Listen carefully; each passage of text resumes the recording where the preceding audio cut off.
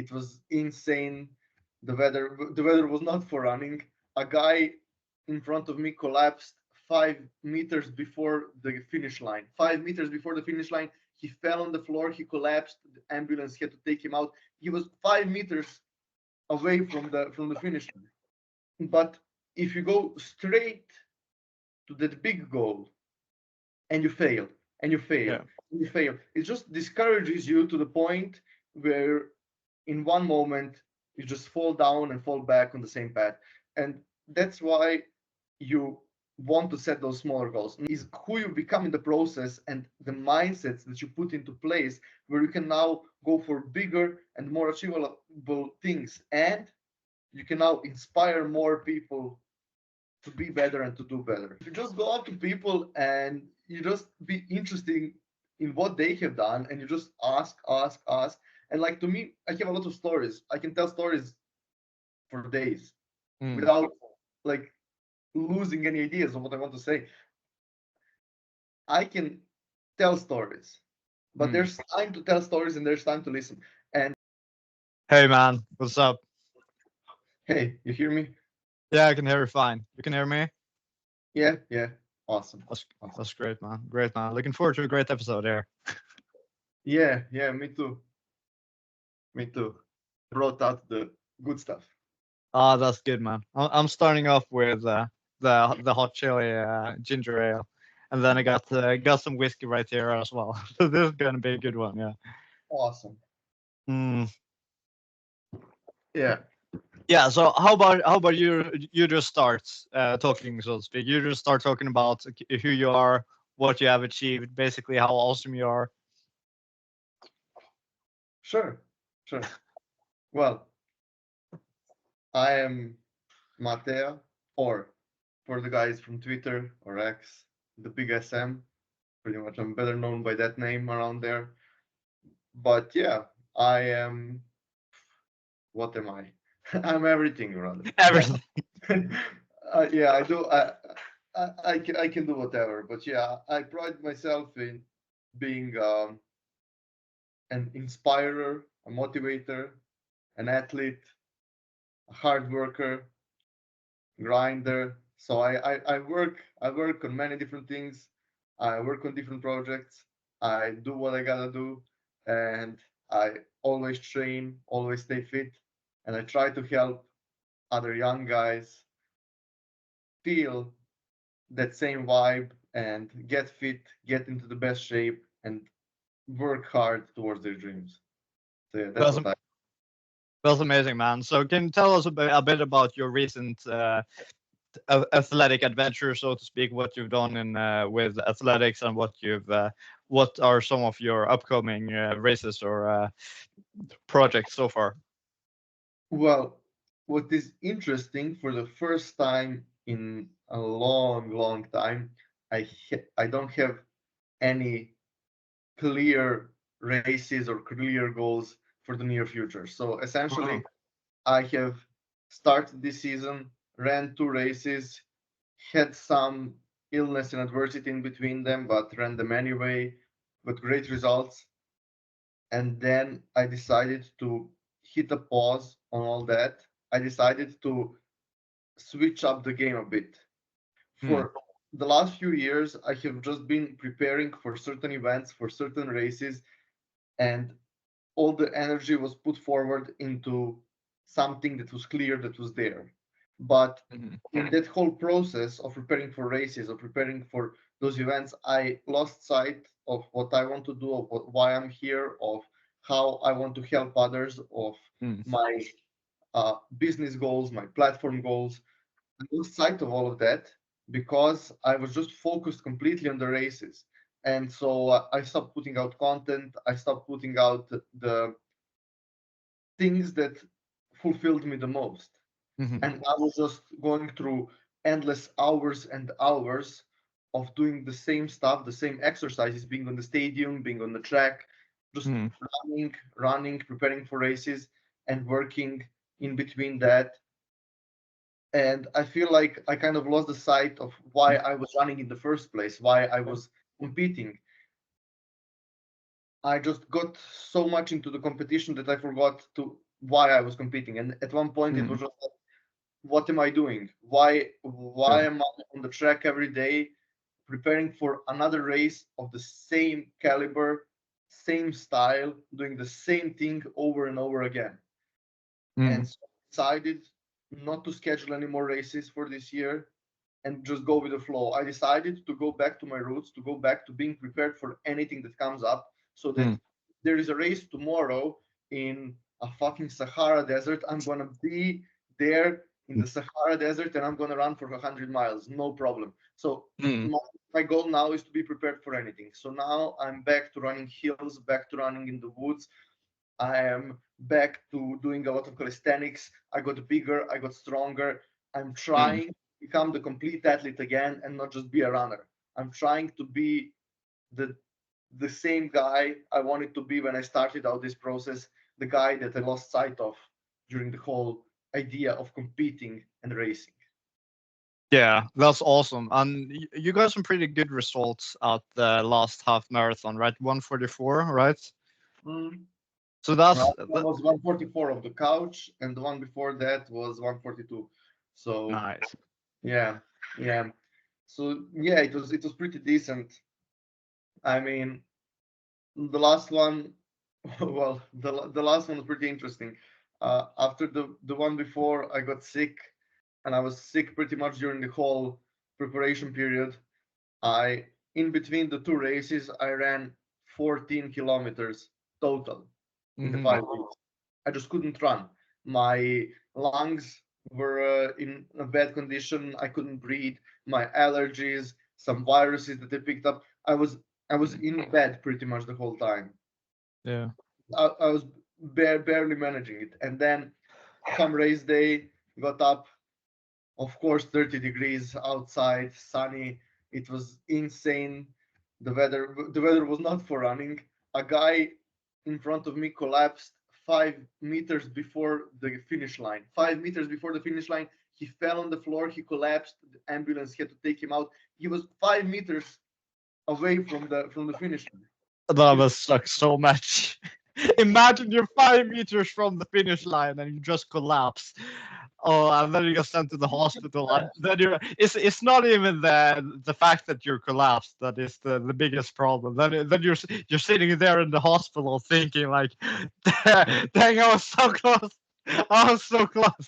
Yeah, and the rules of the race are like this. So if other competitors take you Mm. through the finish line, you can finish the race. But nobody else can take you through the finish line. So a few of us stopped before the finish line and we wanted to help the guy, but he was literally unconscious. So some guys lifted his legs, they were taking his tongue out, and then I saw that there's already two guys around him when I Mm. stopped, and I realized there's nothing I can do here to help. So I ran through the finish line and went to the medical tent, called the ambulance up, and they came and picked him up. But Mm. the thing is, those races, although they are conventional, they're pretty extreme, and especially in the conditions they're in. It was Mm. 30 degrees on the hot asphalt concrete. It's even worse, and it was like extremely sunny the whole day. It was just the air in Belgrade is so bad, and it's hard to breathe when you run. Like, I know the difference because I live place to place, so I live most of my time in Slovenia, and then I go to Belgrade from time to time. Slovenia is very clean. Slovenia has a lot of forests, air is very clean, and it's just easier to run. When you go to Belgrade, there's a lot of heavy industry. There's not enough trees, and Mm. it's a 2 million people city. It's just concrete and a lot of factories and uncontrolled industry. So you cannot breathe there properly when you're running. And I Mm. can understand how all of these things can compound, and in the end, it makes a race 10 times harder. Yeah. So I know how hard it is. I know how much it can take from you. I also know how hard it was for me when I was running 42s. Thankfully, I have coaches, I have people who are nutritionists around me. I know I have people who have taught me how to supplement myself, what to give to myself when I feel different things, but most people don't. And most people go there to challenge themselves, and then they fall, they collapse, and it invokes some other health issues later. And the big problem with it is those races, although they're organized, although you have all the stations and everything, most people who go there to prove something to themselves, but they have no proper training before. They don't know what they're doing, and there is nobody who is going to help them. There's going to be ambulance, they're going to come pick them up and take them to hospital afterwards, but there's not much awareness about it around it. Like if you have some other sports, they're much better organized, more people are organized about it, and they have coaches, they have everything they need. Most people who run marathons, they don't have coaches, they just go there, try to test themselves, and that's a big problem with those races, and that's why people collapse, that's why people have injuries and all these other things, and injuries are the least of your worries in those conditions. Yeah. What do you think can be done about those types of things? Is it to create kind of more awareness that these people who are going into marathons should kind of have kind of a process to get coaching or some kind of training for this, or should there be some kind of restriction that the organizers of the marathons should implement for the people who are going to do these types of marathons?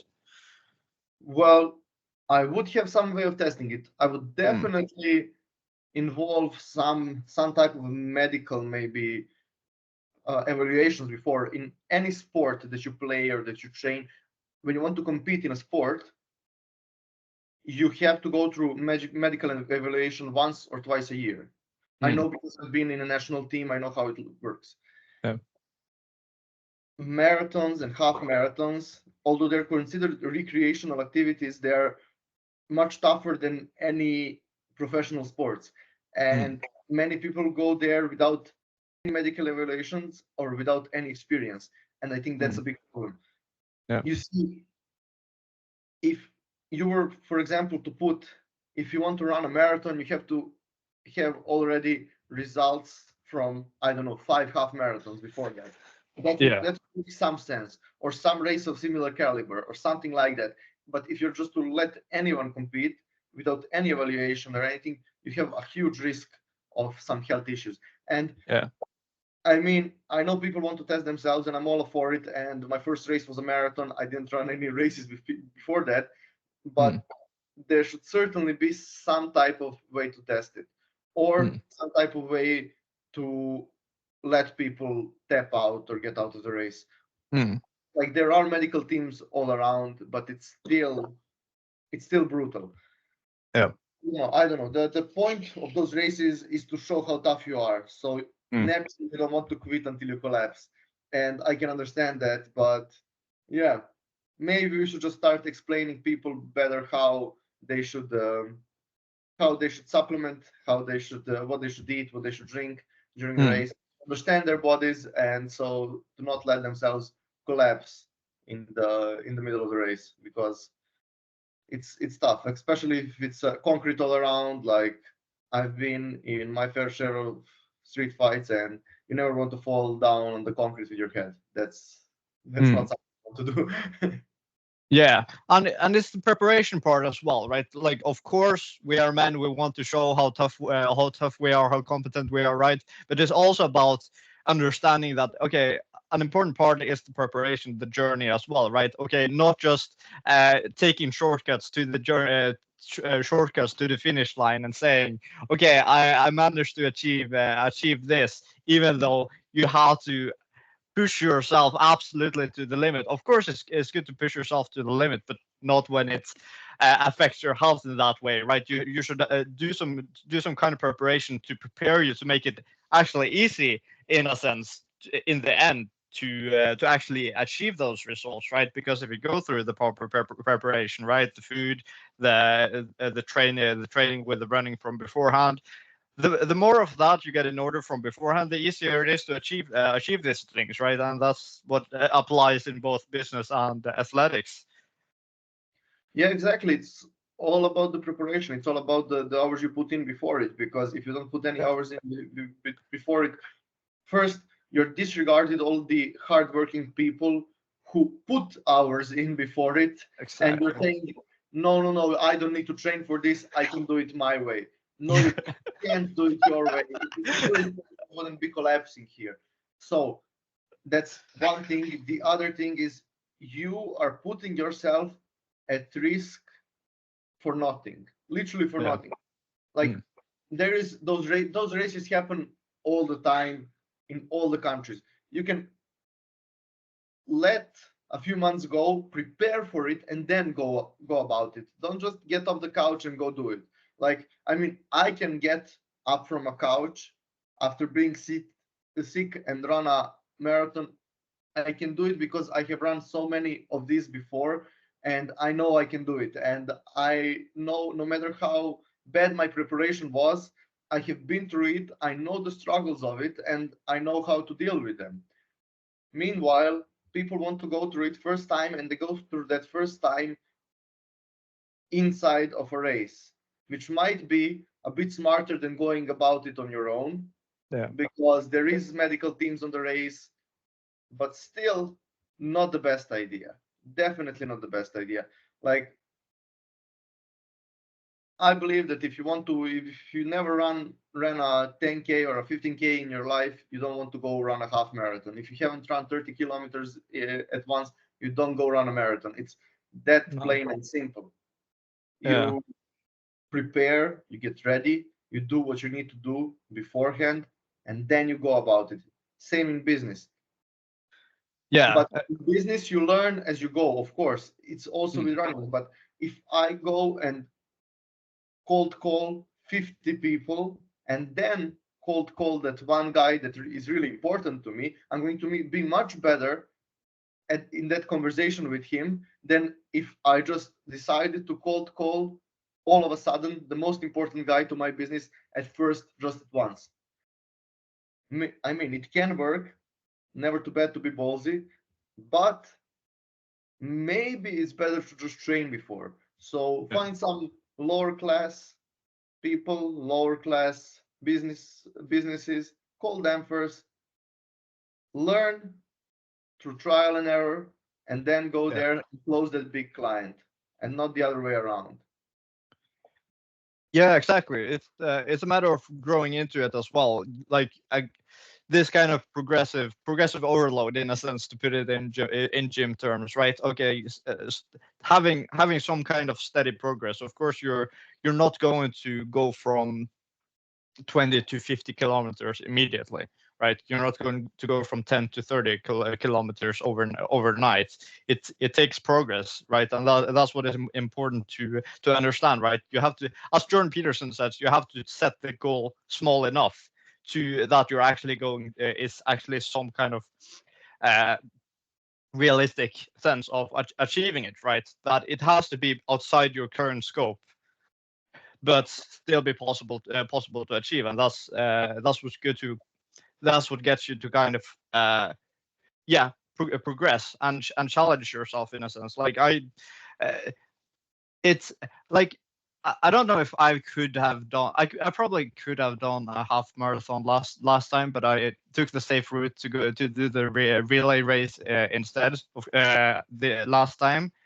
Like I have done like 20 kilometer run. I think I've done one 30 kilometer run before, but yeah, it was a good, like professionally I haven't done any races before, so a relay race was kind of a decent place to start.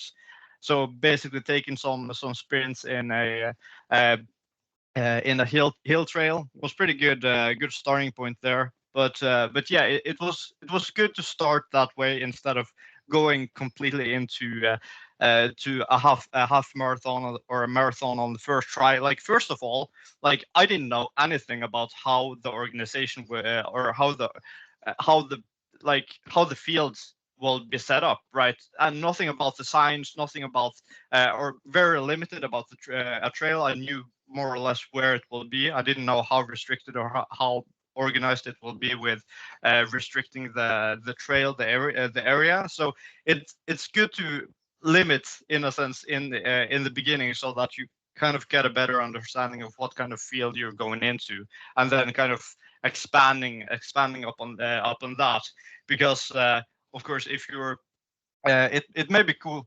to to go for the massive goals. But if you're going to that immediately compared to if you're starting off at a very early stage, then it's very difficult to when you're going out into the abyss, so to speak, and like you don't really know what you're getting yourself into. Yeah, absolutely. It's better to set the standards lower. I mean, not to set the standards lower, set Yeah. the bar lower at first so that Yeah, you. for progress, right? Not for the ultimate goal. Like you can have major goals, but for the next step, of course, you can't set the standards too high for just the next step, right? You need to set the goal for the next step low enough so that you can get the next step, and then you can get the next step. Because otherwise, you're not making progress to that major goal of yours you want to achieve, right? Yeah. Do you know the story about the donkey and the rabbit and the dark forest? No. No, they stand in front of a dark forest, Yeah. and they need to get to the other side, but Hmm. it's dark. They don't see anything. They don't see the whole route. They don't see where they need to go or where their goal is. Hmm. And uh, the donkey stands there and talks to the rabbit and says, "I'm scared. I don't know where I'm going. I cannot see the end." And the rabbit says, "But can you see your next step?" And the donkey says, "Yes." Well, then take the next step. Yeah. That's that's the whole idea. So what you do is you find something that you can do right now. So you don't set a goal of like, I want to make $1 million this month, and you Hmm. have 200 euros in your bank account. Yeah. Exactly. It's not. Let's set a goal like this. I want to make $1,000 this month online. Hmm. Now, what can I do to achieve this? Hmm. And then you think about all the ways you can do it, and then you devise a plan, and then you start executing on it, and then you might not even hit it in that 1 month, but Yeah. you hit it at one point. So you hit that little goal that you put there for yourself. And Hmm. then that gives you the confidence and the knowledge to pursue a bigger goal. So now, once you have accomplished that $1,000, now you can think about 3,000, 5,000, 10,000. But if you go straight to that big goal and you fail and you fail Yeah. and you fail, it just discourages you to the point where in one moment you just fall down and fall back on the same path. And that's why you want to set those smaller goals. Now, Hmm. there are some people, some overachievers, crazy individuals who can take that huge step Hmm. and are not afraid of failing and failing and failing and failing and failing until they Hmm. get to the huge step. But most people usually don't work that way. Yeah. They need some reinforcements along the line, and they cannot just take all of those punches and falls. Not everybody is Rocky, but some people are Apollo Exactly. Creed. So Yeah. you, you don't just jump over to the biggest idea or to the biggest goal, but Hmm. you find something smaller, you find something achievable in your position, then you accomplish it. Then Yeah. find something bigger that's now achievable because you have achieved this smaller thing. And then you go further and further, step by step.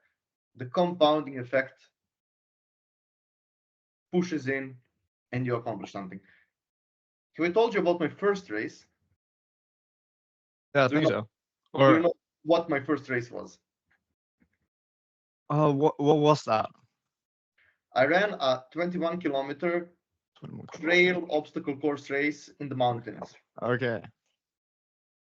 Essentially, I prepared for 40 days, but in my mind, it was like I had friends who have gone through it, and honestly, the time limit was enough that even if you walked it, you're going to get there. But I had friends who have gone through it who are in much less shape than I was. And I was like, you know what? I've been running for so many years. I've been preparing for some races and I never actually ran a race. let's just do it. Yeah. And I stood on that start line. It was rainy. It was 14, 15 degrees, maybe even less. Rainy, foggy. You have to swim along the way through some lakes. It was a tough one.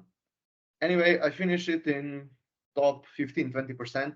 So I was like pretty soon to the finish line. I get there, I cross that finish line. I'm good now. I'm not hurt. But all of a sudden, the shivers, the cold, Mm. everything hits you, and you're Yeah. like I accomplished something. I was aware I accomplished something, but in that moment, I just felt like, what the hell am I doing here? Like it's just that, like, why did I do this to myself? Mm. And the second thought was, I could do better than this. And Mm. so I think in my mind, and that's why I do all of these things. I don't have that sense of pride of my accomplishments. You Yeah. see, I get that medal in the end. I take it, I put it into my nice glass Mm. thing there, and I forget about it. It's I don't like to take I don't like to take pride in those medals. I don't like to take pride Mm. in things that you've already done, because Mm. there is always a new mountain to climb. There is always something new Exactly. to accomplish. And so even though I have accomplished something, I don't. And I'm sitting there. I went back to like my old, to an old sailing competition from like all of my old friends were there, and I went there to sit a bit with them, and I was talking to some coaches and stuff, and they were like, "Yeah, but the kids love those medals," and I was like, "Yeah, but they don't mean nothing. I have those medals from my sailing days. I was in a national team. I have them in a cabinet in my apartment in Belgrade. They stay there. I opened it like recently to clean it out, to move it to the other place because we were renovating the apartment. Mm. I I forget they even exist. Yeah. It's such a minor thing to what you actually become during these processes, because I have Mm. learned so much from those days sailing, and none of it has to do with the medals or the winning or the competitions. Mm. it's it's like Jim Rohn said, become a millionaire and give it all away, because it's not about what you get, it's about who you become in the Yeah. process. And that's what I'm trying to bring awareness to. That's what I'm trying to do. I don't want to tell those guys, you should live by the accomplishments, you should put the accolades in one room and have the trophy room in your house of everything that you have accomplished. Mm. That's bullshit. That's dirt. That's trash. You don't need any of that. What you Yeah. need is the man you're going to become along the way when you are accomplishing those things. And Mm. that's what's powerful. That's what's important. So you go through those challenges, not to say you have gone through it, because I know most people do that. They just boost their egos by saying, I ran a marathon, I ran this, I did this, I fought Mm. here, I did that. It means nothing. What No. is important is who you become in the process and the mindsets that you put into place, where you can now go for bigger and more achievable things, and you can now inspire more people to be better and to do better. Yeah, exactly. Because it's like, okay, cool. Like if you do a half a marathon one time, but you push yourself to it and just do it so that you can go out to parties and tell chicks that, okay, yeah, I did a half marathon, right? But instead of that, focusing on actually becoming a person who do things like this, right? Like if you instead become the person who does this kind of things regularly, right? This becomes normal to you. That's a whole different ball game compared to someone who just pushed to do it once so that he could brag about it. Compared to a person that, okay, I do this all the time. This is like nothing. Okay, 30 kilometers is like a slow day for me, right? Like completely different game, right? Completely different level of accomplishment between those two.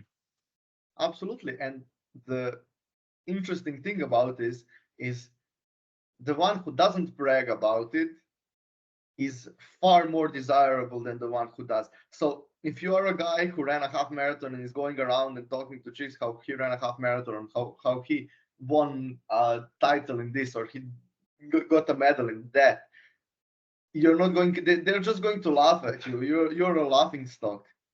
You are like you seriously have nothing better to do than just to brag about what you accomplished. Like it's dumb. And then we have a guy like I never talk about those things. I go there. I when I talk to people, I talk about what they have done because people really love bragging. Yeah. So if you just go up to people and you just be interested in what they have done and you just ask, and like to me, I have a lot of stories. I can tell stories for days without like losing any ideas of what I want to say. I can tell stories, but there's time to tell stories and there's time to listen. And if you listen, people have that surprise effect with me because they're like they asked me about something that I do, so I tell them one aspect of what I do. I never like reveal, oh, I do this, and I'm really well versed. I do a lot of things, but I just say I study engineering. Like that's what I give to people, and then they go around, and then you indulge into more of a conversation. You talk about other things. They ask about things. So they find out something else that I have done. They're like, oh, really? You have done that also? And then something goes, oh, you have done that also. I have people that I've known for years, and they don't know. Like, oh, I don't know. I was in a national sailing team, and then they find out I was in a national sailing team. You were in a national team, like it's just you don't reveal those things. You don't. If you brag about everything, it's all expected of you and people know what they see. But if you just shut up and listen to them and give them one aspect, and then they like things get found out, that's not a problem. They find out about something else that you have done, or it will be a conversation about something completely third, and something will come up about where you have been or what you have done before. And then like those accomplishments eventually swim out of there and they're in the open. And but it's far more valuable when it's not something you brag about, but when it's something that people find out on their own about you. It makes you more desirable, it makes you more interesting, especially because you're not talking about it like it's something big. It feels like it's something normal to you, even something that isn't normal to you. But if you act in a way where it is normal to you, you are going to enjoy it more because they think, wow, this is something extraordinary to me, and this guy does it all the time. Exactly. And you put yourself on a higher pedestal in that way. So don't brag about your accomplishments, don't talk about what you do. Instead of just do and act as it was normal. And that's how you gain respect from people. Yeah, that's incredible, and that's something I think is really important to understand as well. Like when you're in the beginning of trying to achieve some kind of major goals, major new achievement, it seems big to you at the time, but at the same time you don't want it to just be a one-time thing either. You don't want it to be just that, okay, you are here now and then you're going up to this achievement and then you're going back down here afterwards. No, of course you want to grow, right? You want to grow to reach that, and for that to become the new normal, and then to achieve greater achievements from there, that it becomes actually some kind of personal development, personal growth to reach that goal, and then you're on a whole other level to achieve even greater things from there, instead of just being some one-time thing just for show, right? It becomes kind of meaningless in the long term in that sense, in comparison to the possibility for growth and possibility for greater things from there. And also for the connections with important people, because something that might be wow to you may be so mundane and normal to someone else. And if Exactly. you want to talk to higher quality people, if you want to be around people who are better than you, you need to understand that they have probably accomplished things that you have accomplished. and it's probably normal to them.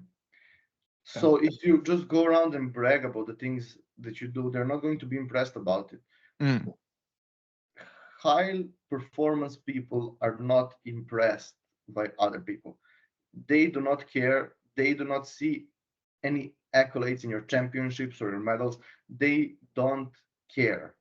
High performance people are out there to perform and to do the best out of everyone that is competing. And if you are not doing the same, you're falling behind because Mm. not trying they're not trying to show you what they did, they're trying to do more. Yeah. Have you heard the story of cows compared to bulls when it comes to storms? House? No, I haven't. So the difference, so both cows and bulls react to storm. When a storm is arising or arriving, both cows and bulls can actually sense that the storm is coming. But whereas what cows do is that cows run away from the storm, Mm-hmm. whereas bulls run towards the storm. So what ends up happening is that cows are having a harder time and have to struggle longer because they're running in the direction that the storm is going. So eventually the storm is taking over. They have to endure the storm longer. Whereas for the bulls, when they head towards the storm, it's very difficult in the beginning, but then they get sooner out of the storm, and then okay, the storm is completed. And I guess you can see where this is going when it comes to the metaphor, right? To face the challenges head on, right? Not to avoid it. That's what happens with humans, right? When it comes to procrastination, instead of just facing the challenge head on, like the bulls do, we have to be more like the bulls. Okay, it is some difficult challenge up ahead, but okay, when we face it, okay, we become stronger in the process, and then we get through it. Whereas, okay, the more we try to avoid it, eventually it will catch up on us. It will be even more devastating in the long term, right? So just by facing it directly, okay, we grow in the process, we overcome the problem and the challenges faster, and then we're more prepared for when the next storm arises. Yeah, that's absolutely right. You can either run away from your problems and just not live with the consequences and try to endure them for as long as possible, or you can run into your problems and you might solve them, you might die, but at the end of the day, at least they will be done with. Yeah, exactly. And you also become stronger with it as well, right? Like I noticed really when, like, of course this is the case with the gym as well, right? Okay, the more you push yourself with one exercise in the gym one day, okay, then and really push yourself, okay, then that weight, that's exercise, that won't be or that won't feel as difficult later because your muscles have gotten stronger, right? Okay, you have prepared your body better to actually handle that weight, handle that pressure. So okay, then, but then eventually it's also interesting because the more you get used to that kind of development, the more you get bored with with lower weight, with lower pressure, right? Okay, like now this is boring, right? Okay, I need to add some more pressure, some more challenge, because okay, now you're actually getting into it. And I think that's it is an interesting thing to it's an interesting feeling when you actually get into that sense, that it becomes that sense of challenging yourself becomes kind of exciting, and that there's something lacking, there's something boring if you're not challenging yourself, not pushing yourself to actually reach that kind of adrenaline, so to speak. Yeah, and that's the thing. And now what has come up and what is really popular right now is those science-based lifters, the guys who just lift lighter weights. They don't push themselves to the limit, but they Yeah. optimize everything to be, I don't know, optimum growth, Yeah. optimum hypertrophy, and all this other bullshit. Yeah. The point of the gym is to teach you life. The thing Yeah. why you're there is not to get big, it's not to get strong. Those are all side effects. Yeah, and yeah, and I think when it comes to the that kind of advice about optimizing everything for the gym, like, okay, maybe if you're like a top 5% performer in athletic in whatever form of athletics, but this type of content is can be really confusing to just those who are just starting or considering going to the gym, right? Okay, you have people who, okay, don't go to the gym even one time a week, and they're considering doing some more, but then they get all confused, right? They're like, okay, but how do I do this in the absolute optimal sense, right? Okay, no, no, that's not the point, right? That's not important for you, right? You just need to get your ass to the gym and start lifting some weights, right? That's the first step, and then you can worry about optimizing stuff later, right? When you've actually got your ass to the gym, okay, starting to lift some weights, and then you figure things out eventually, right? Okay, when I started going to the gym, trying to do deadlifts and whatever, like my form was completely terrible. But okay, I figured stuff out eventually, and got some help from all the people on the gym on the way. But like you can't just try to optimize everything in your head before you go out and try it there. That's that's not how it works, right? Okay, you need to just go go and challenge yourself. Get to the gym, start doing that type of exercising, and most importantly, putting yourself through the intensity and pressure. And then eventually, when you get used to that, you figure out the small tips and tricks for how to optimize muscle growth and so on the way. But it's pointless to figure out all of that theory before you're actually going to the gym, right? It's such a waste of time. Yeah, and at this point, because of the way I look and because of my physique and everything, I'm considered kind of an authority on this. And the questions I get are so funny. It's from, like, the ones who haven't lifted the weight in their life, and then they ask me like some some bullshit questions about how they should live this, or which exercises should you do, or like, or I don't know if this gym is better for me or the other gym is better for me, or find the gym that is the closest to you so you have the least fog before it, so you don't have to push yourself too hard to get there. Yeah. Get there and work your ass off. It doesn't matter. Like, I have programs on this. Mm, I wrote the manual. If you've seen it, it's mm, the main things. It's how you should start. Of course, it's from my years of experience how I think what you should work on first, and it's completely different to what those other people are teaching. But I don't care. mm, I think you should work on your core first. I think you should get your core strength and your leg mm, strength before everything else, so that you should work on compounds, you should work on your core, so that your base is strong, so then later on when you can switch to uh, all those other exercises that are more concentrated on some muscles and all these other things, you have the strength to do it, and you are not going to get injured, you're not going to face those things. Most people believe they should start with all those controlled exercises mm, because they don't want to get injured. But what you're doing is, instead of preventing yourself from getting injured in the future, instead of learning how to lift, instead of getting strong enough so you don't get injured, you're mm, just neglecting the idea of injury occurring. And then most of those people get injured during most stupid things, like they turn around mm. in the car to look around on the side and they injure their back, or it's bullshit. Yeah. And you didn't sit before, you didn't realize that you should work on what's important, you should work on what is functional. Mm, So scratch those cable rows and all these bullshit exercises, get it out of your brain. mm, You go to the gym, you started training, you should focus on very simple things, mm, basic exercises, compounds. You should focus on training your core, you're training your stomach, so you're training your sit-ups, you're doing your leg raises, you're mm, doing your deadlifts for your lower back, you're doing your Roman chair, so you can get the strength in your lower back that you need.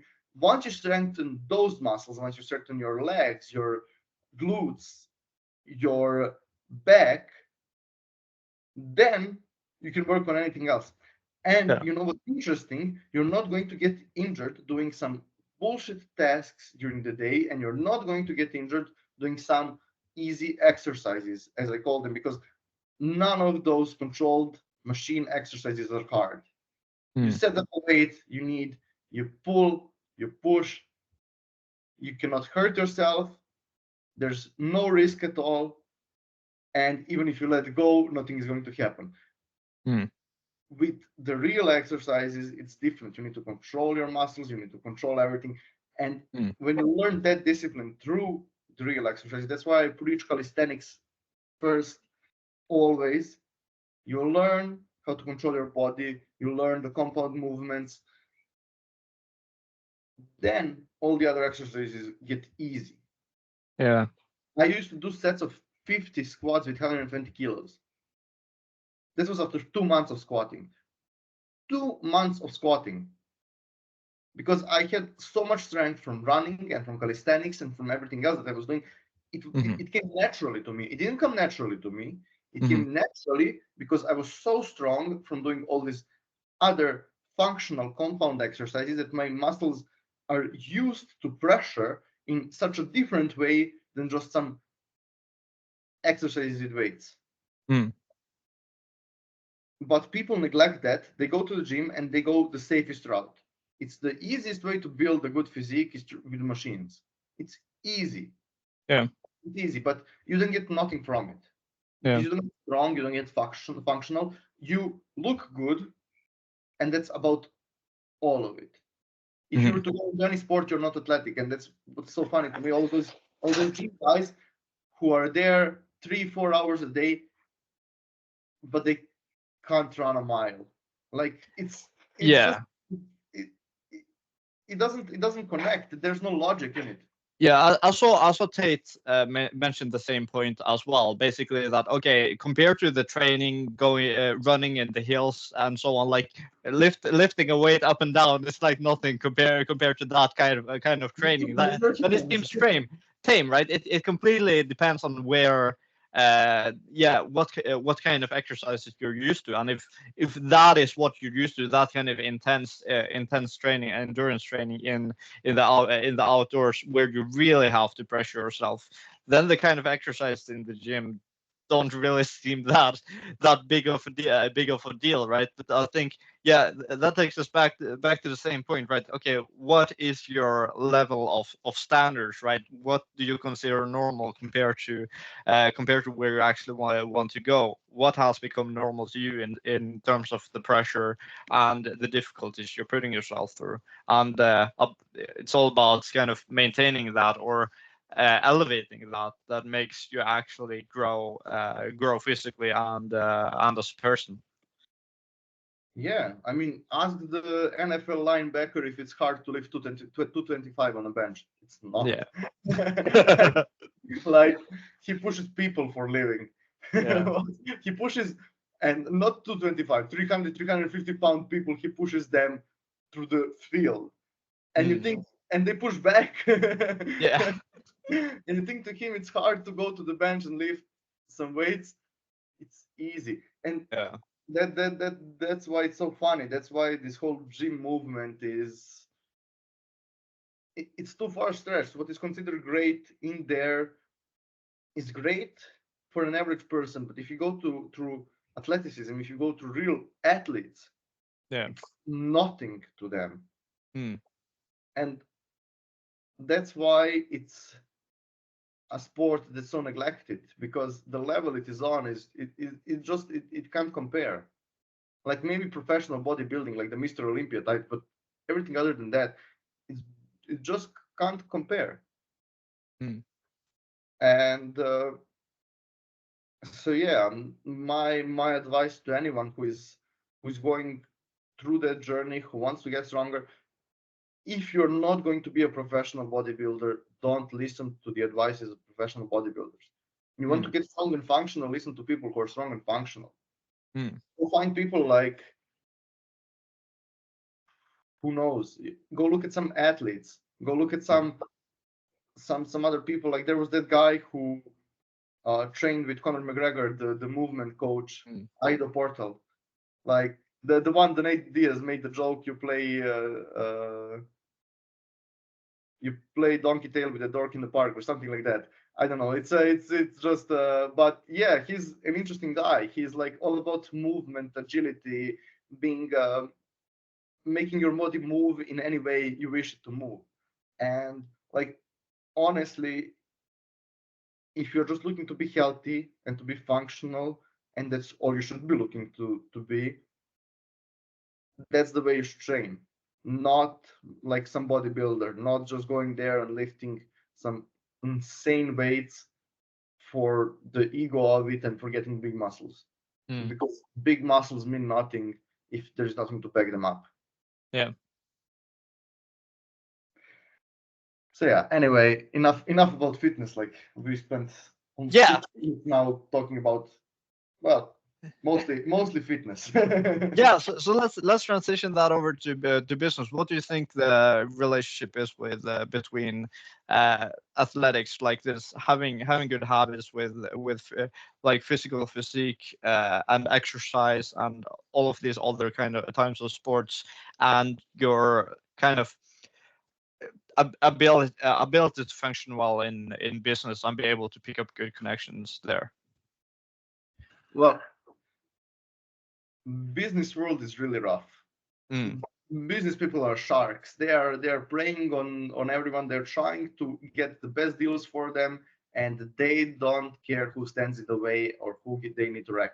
And if you're out there wrecking yourself every day, if you're out there competing with yourself, doing hard things, it makes it much easier to deal with those people, and you're less likely to give in, give up, and move out. You're more likely to stand your ground and to fight.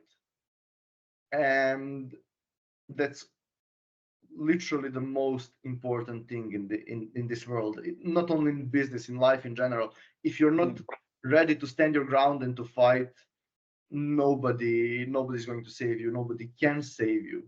Like you're just going to succumb under pressure. You're going to fall down there and lose it all. That's exactly what you're going to get. You're going to lose it all. So the important part of fitness there is completely mental. You need to go through hard things so you'll be ready for hard things. You need to stand your ground in the gym so you can stand your ground when you're in that negotiation, when you're talking there, and you need to be willing to walk away. And that's something so many people are not ready to do. Yeah. People will take whatever they can get, and you don't take whatever you can get. You take what you came there for, or you don't take anything and you go to the next door. You don't. There's no negotiation. There's no lowering the price. That doesn't exist because you give a finger, they take the whole hand. Yeah. Yeah. So how do you think that is? Can you tell more about the kind of peculiarities of the business world in the Balkans compared to the Western world? I don't think that the business is that different. I think we are a bit rougher as people in a sense that we are much less polished. But the games are the same. There's always like it's just that it's much easier to corrupt the institutions, but it's the game is the same. If you're in the business world and if you are competing with other business people, they're the same ruthless bastards anywhere. Like if it's in the United States, in Norway, or in the Balkans, it's just the level of sophistication. In Norway, you have all those laws and things that are preventing you from going into a fist fight at the negotiation. Here we don't have that. But I think United States is even more ruthless. I think that the US, as big of an economy it is, and as big of the capitalist giant it is, it's more ruthless. They are fighting dirtier. They are picking dirtier battles. Like here, you still have some sense of, not to say camaraderie, and I wouldn't even say that you have a sense of not wanting to snake because there are snakes all around. You have a sense of the consequences in a more physical way than in the West. But the business is the same. It might be that it's more exclusive here since it's all based on connections and people and who you know, but it's like that everywhere. You cannot get into the high club in the US if you're not connected to somebody in the high club. But you cannot get a seat at the, I don't know, table of the owners of the NBA teams if somebody doesn't put you up there to be able to get that. You need to create connections, you need to connect with people, you need to network, you need to know people to be able to do anything. And it's like that anywhere in the world. Like nobody's going to give you an opportunity just because you have a good idea. There's a lot more finesse in that. And I think the business world is the same everywhere. It's just that the difference is with how you finesse people in other parts of the world.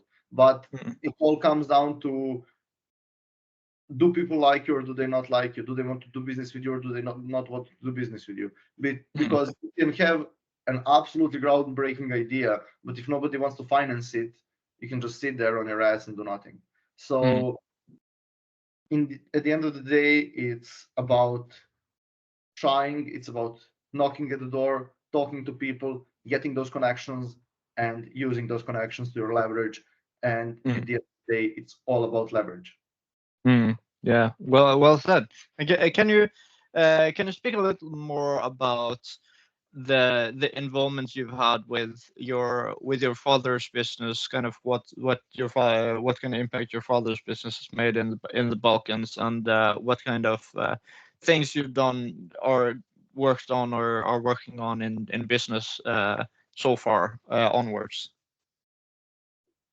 Well, what is interesting, even though my father has his own business and he's pretty successful, I was never raised to take over the business. So that was never the idea. His business was his idea, it was his dream, it was his goal, and he was doing that for himself. And yeah, it paid for an amazing life for us and still does.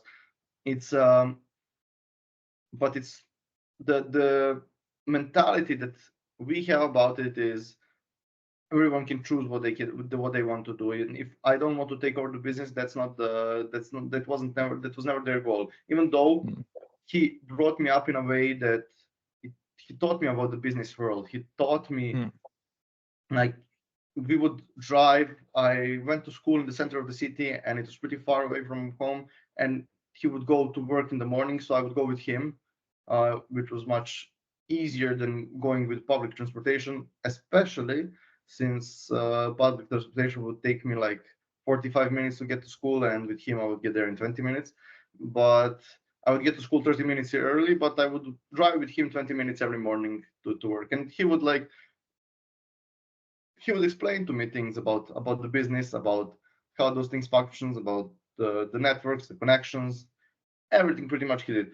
And so in that sense, he always kind of got me ready for that world. He was always preparing me to understand how that world functions, though he never expected it from me to take it over. And he still doesn't. He gave me the liberty of going out on my own, going to a different country, moving out by myself, living my own life. And I am doing so right now. And I'm learning a lot also from being independent. And I think he learned a lot about from it too. And that's why my parents were so they wanted me and my sister to do that. They wanted us to move out. They wanted us to go out as early as possible because they moved out, they went, lived their own lives, moved to different countries, met each other there, eventually went back, started their own business, became successful. So I think they understood the power in that in those hardships and in doing those things that you need to do and living your own life on your own terms. And in a sense, they didn't prepare us to be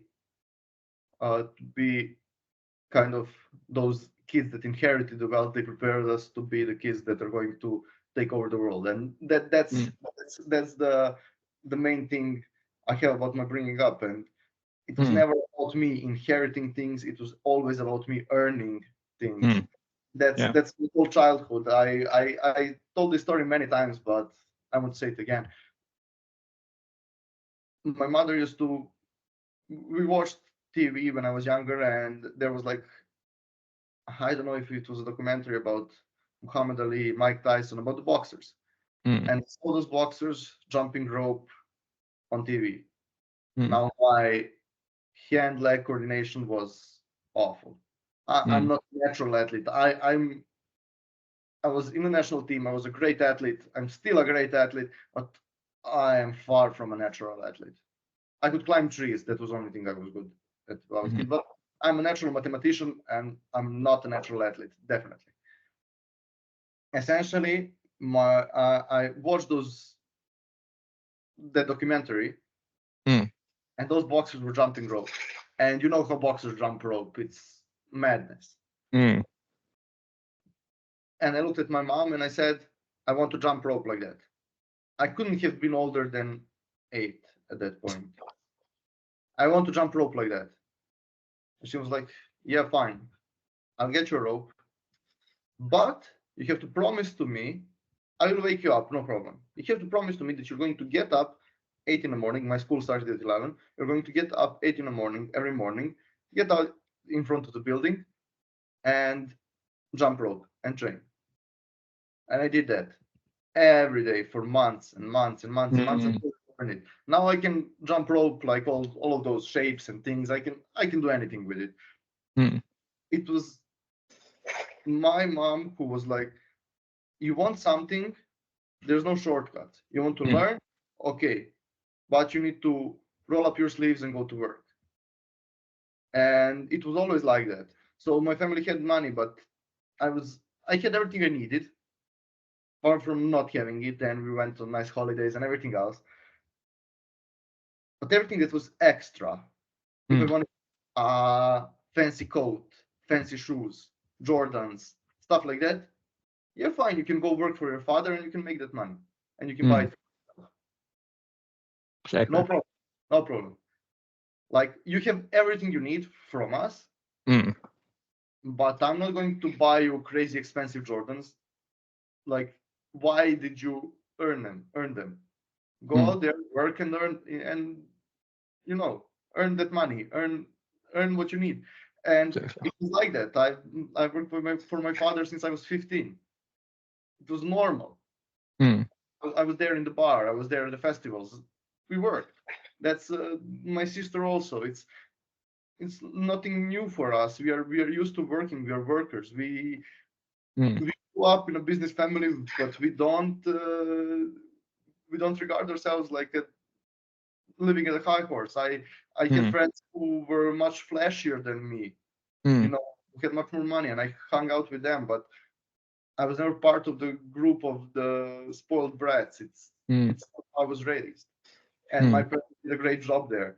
They didn't want to make us into spoiled brats, and they didn't give us anything easy.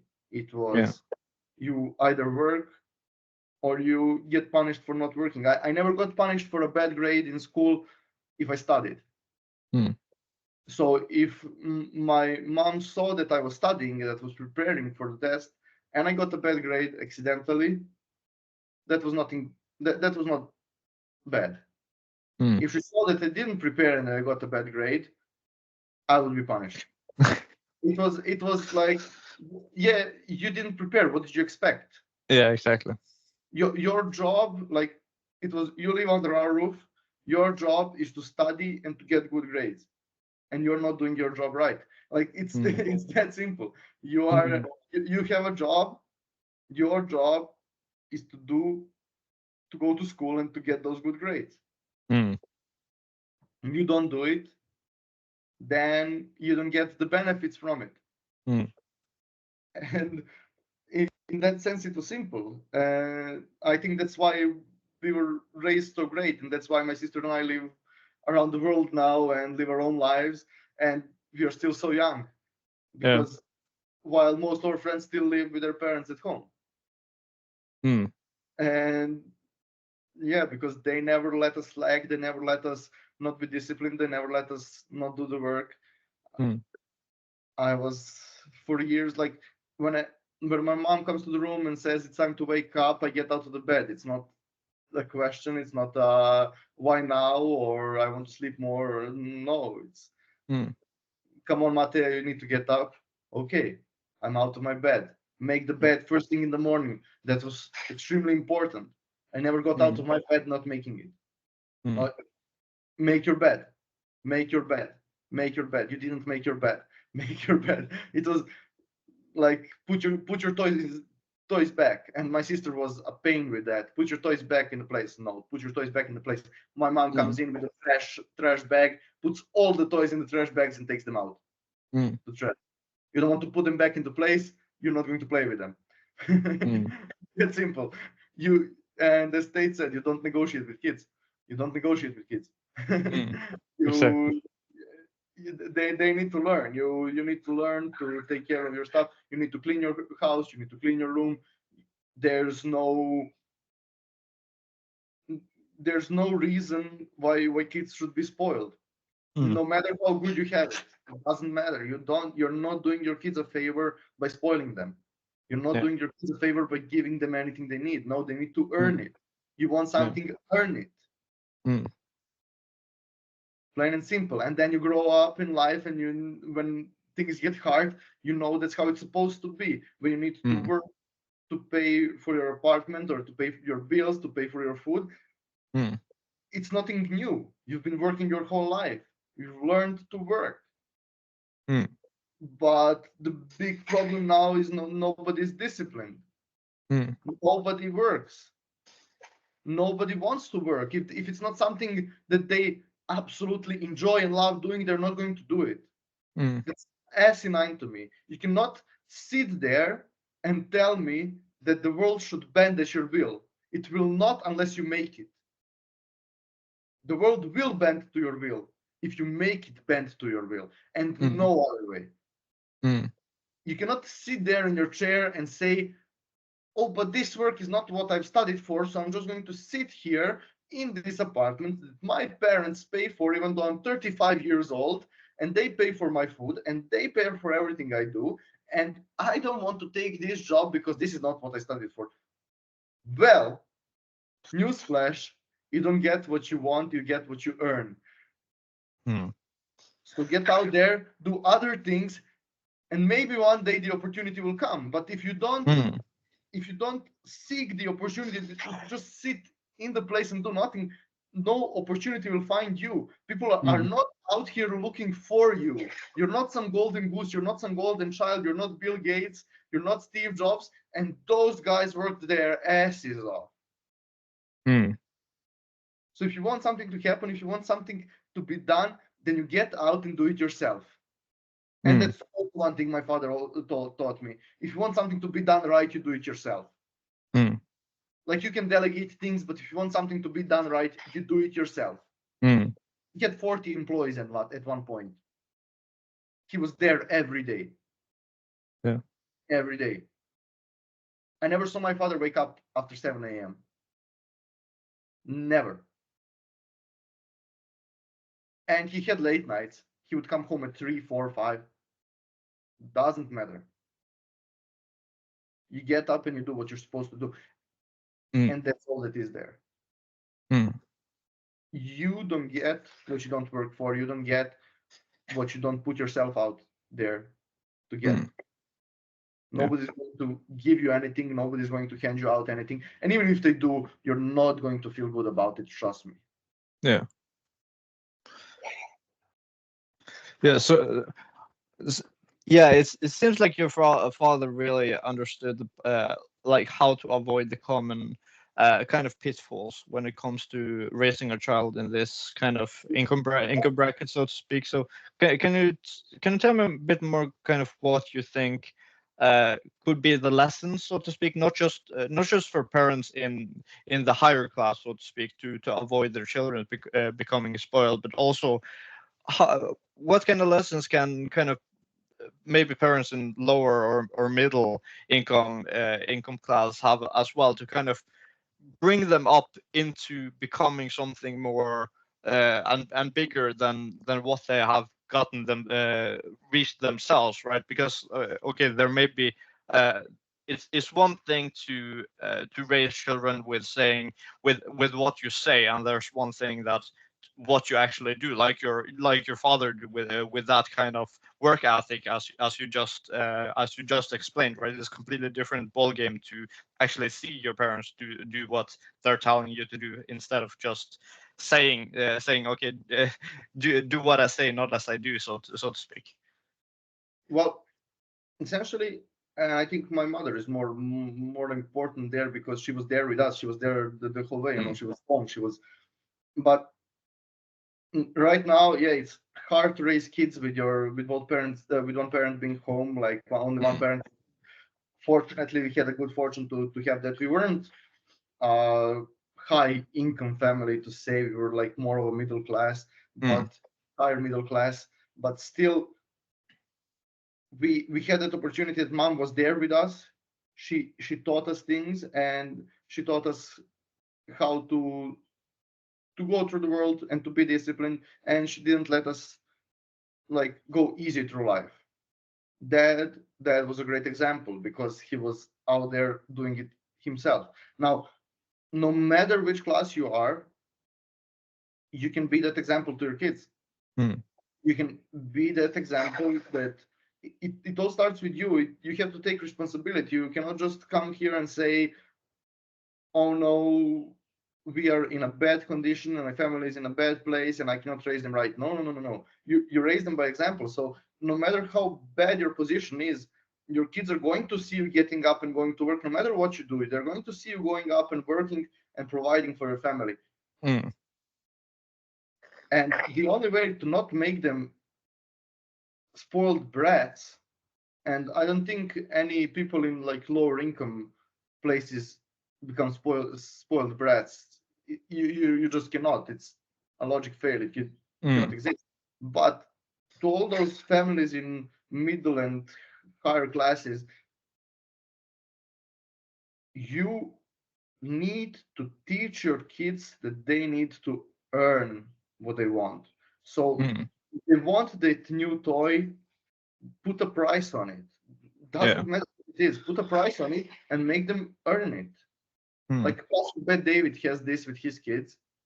He makes them read books, and for every toy, there is amount of books they need to read to get it. That's amazing. That's the type of mentality you're putting them through. You're teaching them that in order to get something, they need to work for it. Mm. So whatever it is, teach your kids that they need to earn stuff. Yeah. They can just get it. You know, you don't just give them things. And you, please, for God's sake, don't give them a phone. That's the worst thing I see. Like Mm. it's a sign of lazy parents. Mm. Like the kids are annoying, you don't want to hear them scream or be loud, so you give them a phone. That's not the way. You teach them how to act in different situations. You don't find a quick fix for it, and then you wonder Mm. why you have ADHD and all these other new illnesses. Yeah, exactly. I mean, it's bullshit. It's bullshit because it Yeah. didn't exist. Like when we were younger, like nobody talked about it.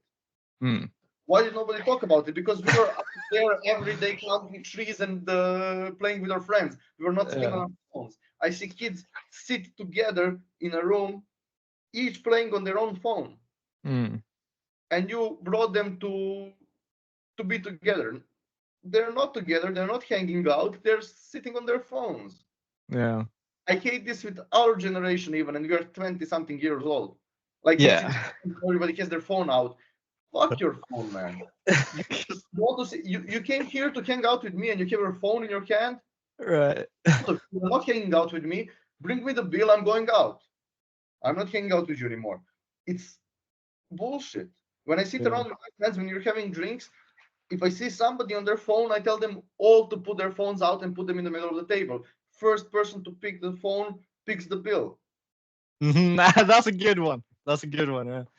You you're here with us. We are in the same room. We're here talking. We're here having fun with each other. You don't need a phone. Why would you need a phone? Mm. It's unnecessary. There's nothing important on there that cannot wait. Unless you're it's a client call or something like that. Of Very course, rare exceptions. but Right. that is going to ring, and you're going to feel it in your pocket, or you're going to have the ring. Like the only notifications that are on my phone are Telegram, WhatsApp, Gmail, and phone in and of itself. Yeah, that's smart. And everything else, they cannot reach me. If I'm not opening social media, I don't know what's going on social media.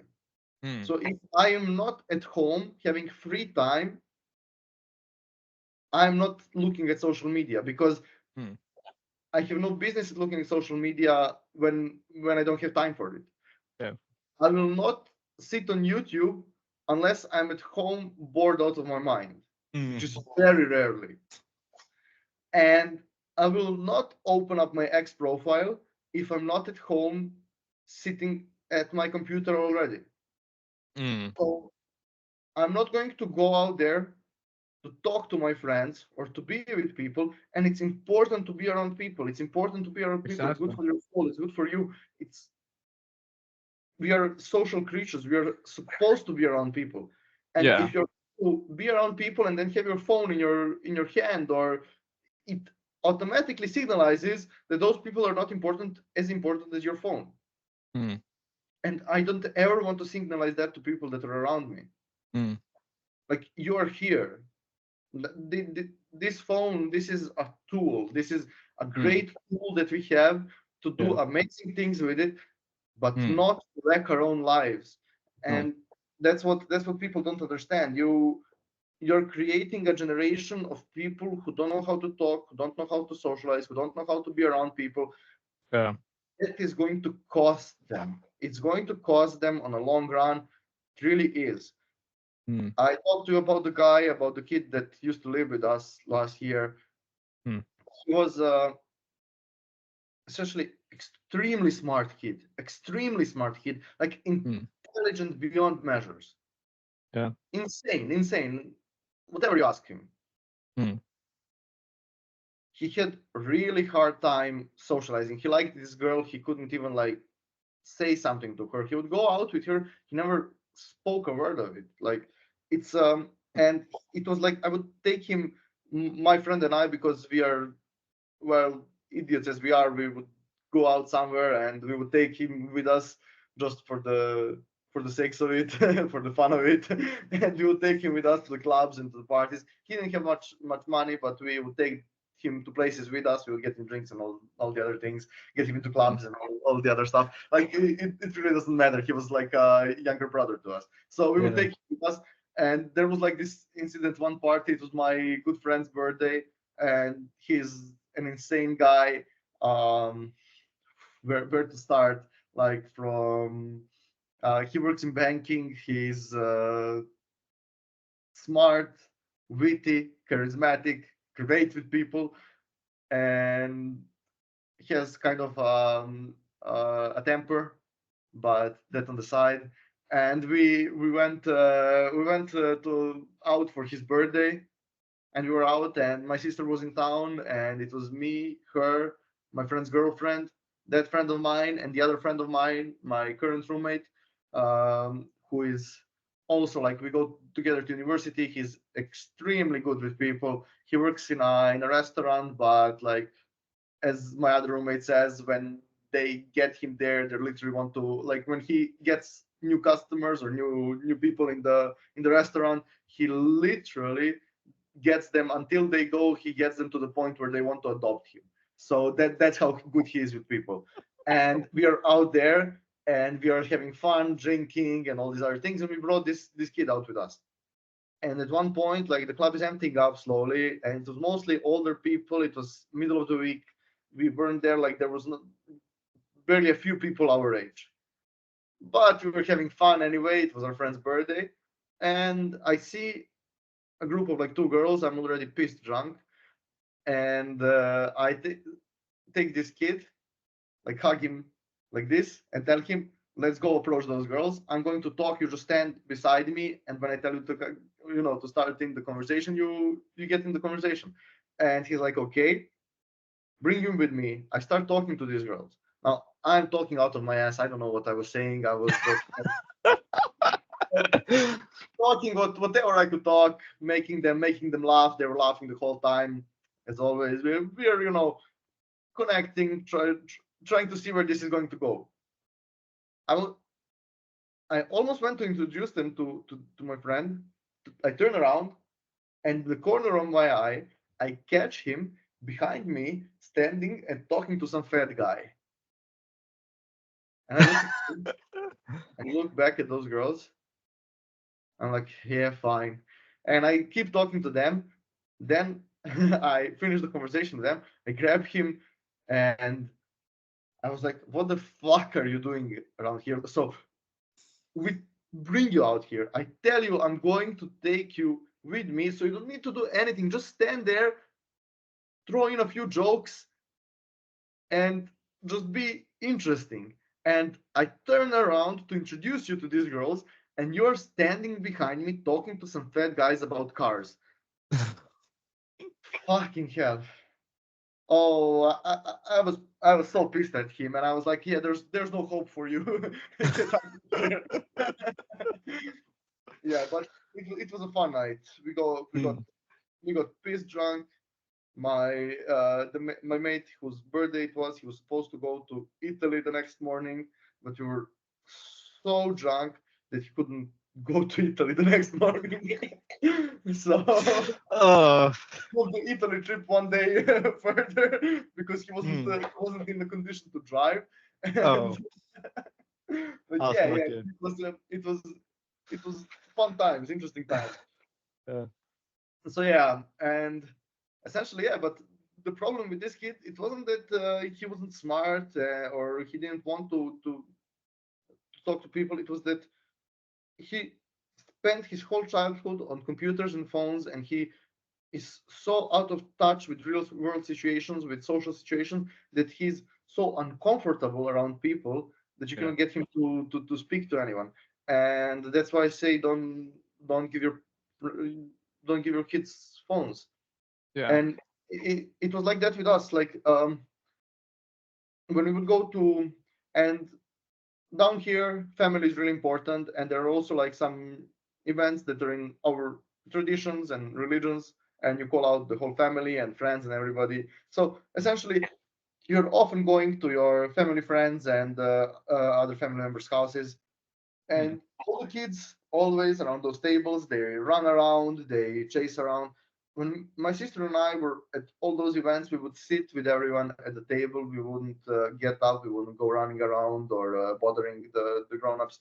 It was like our parents taught us how to act in different places where we are. So if you're in a social setting, you know how to act. If you're when it's time to play, when it's time to be serious, when it's time to there is a table and you sit at the table, you don't go running around the table and moving people around, and I don't know, playing with napkins and all these other things. You sit at the table, you eat, you listen. Your parents are there; they're there with their friends.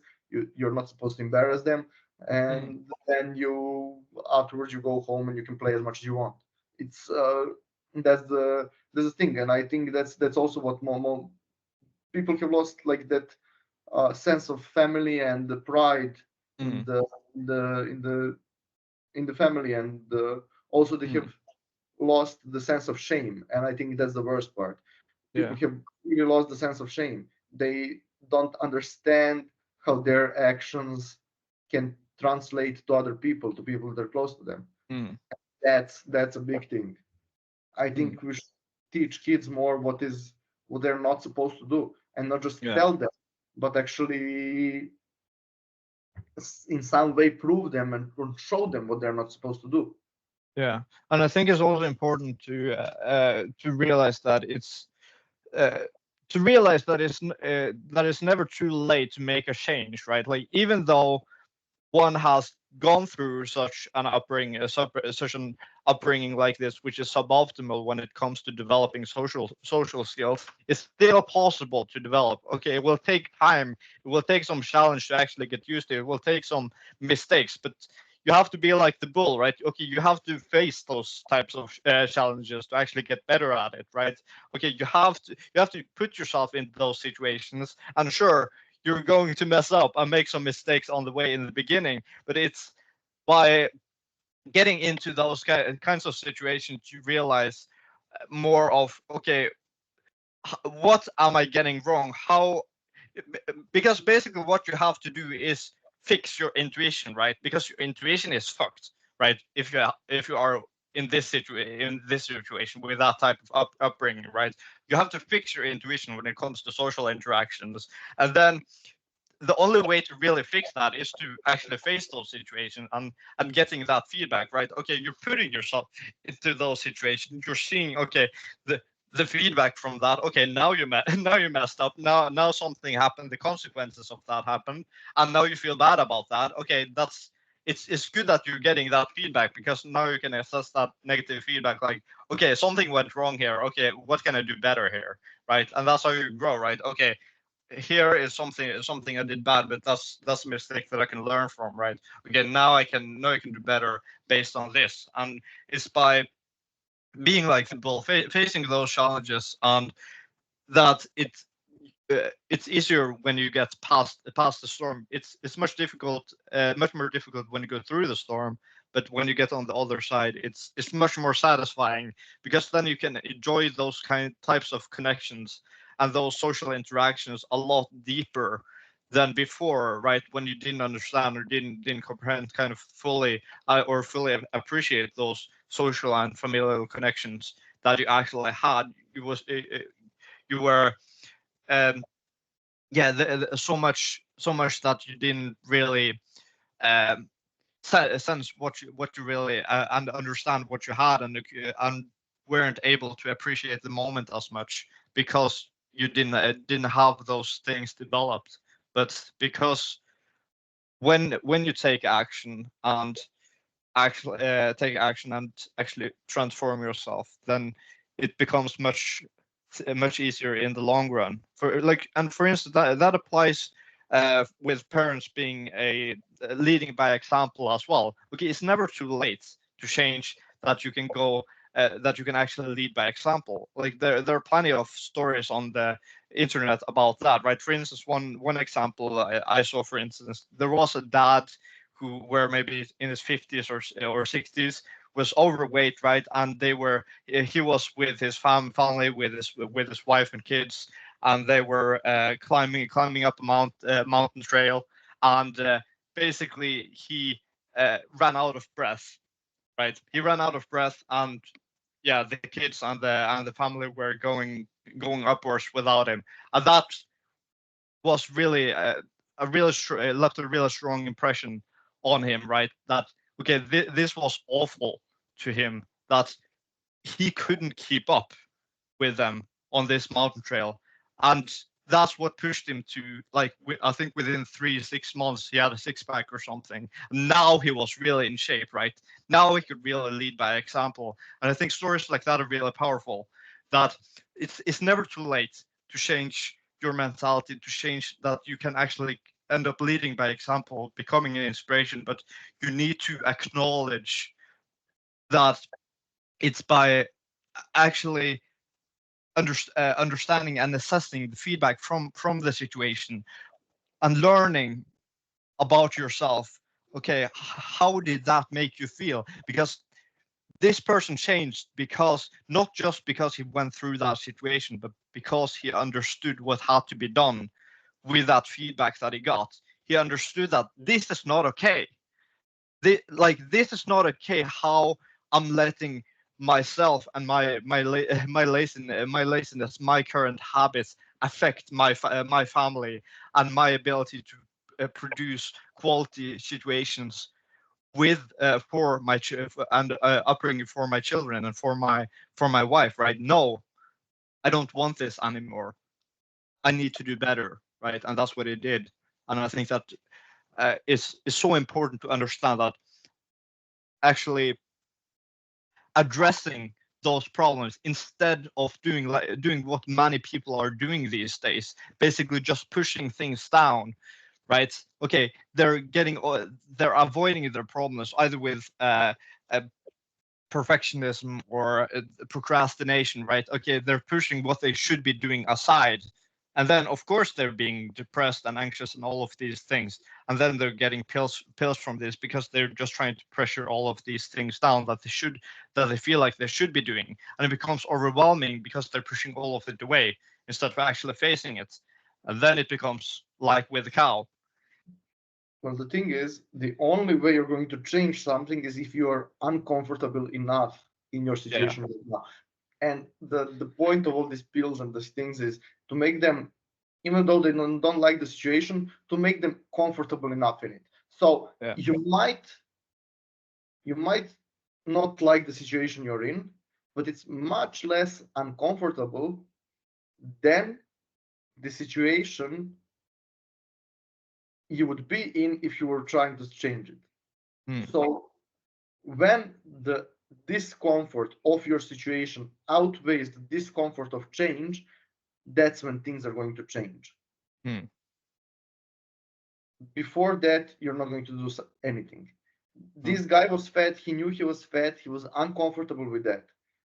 The point when he couldn't keep up with his kids, that made it so uncomfortable for him. Yes. He realized that pursuit for the change would be much less uncomfortable than being in this situation again. That's when he changed. Exactly. And there is a story about this, and it goes back to the story about how people are snowflakes right now. And snowflakes, in a sense, not every snowflake is different. No, snowflakes, in a sense, they melt under pressure. And Yeah. it, it there is a there is a video of a guy, a father. He goes to the Grand Canyon, and there is that bridge, the glass bridge, and he's so afraid of heights that he stops at the beginning of the bridge and couldn't go further. Literally burst into tears. His wife and kids went over the bridge, come back. He went to hug his kids, and his kids just walked past him. They didn't want to hug him. They were embarrassed. They were embarrassed by how big of a bitch their father was. Damn. And it's like that. You cannot lead by example if you're a bitch. If you don't have, you need to, as Mexican would say, get some cojones. Yeah. So, Exactly. and nobody has them anymore. Nobody's willing to stand for what they believe in. Nobody's willing to stand for and sacrifice for what they think is right. Oh.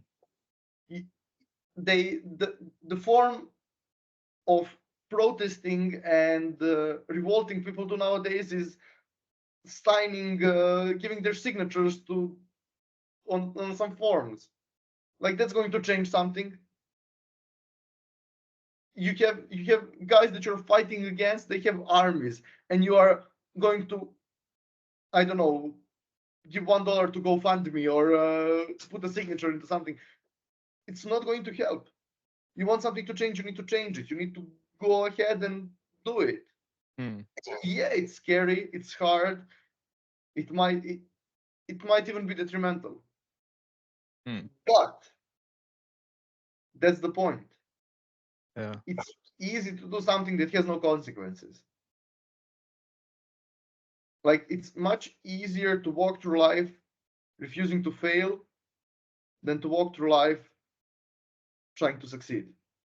Absolutely. Because honestly, everything is so comfortable. Like there's very little discomfort you're going to feel if you want to live an average life. And most people are comfortable with that. Yeah. But what you produce with that is not the results that you want to have.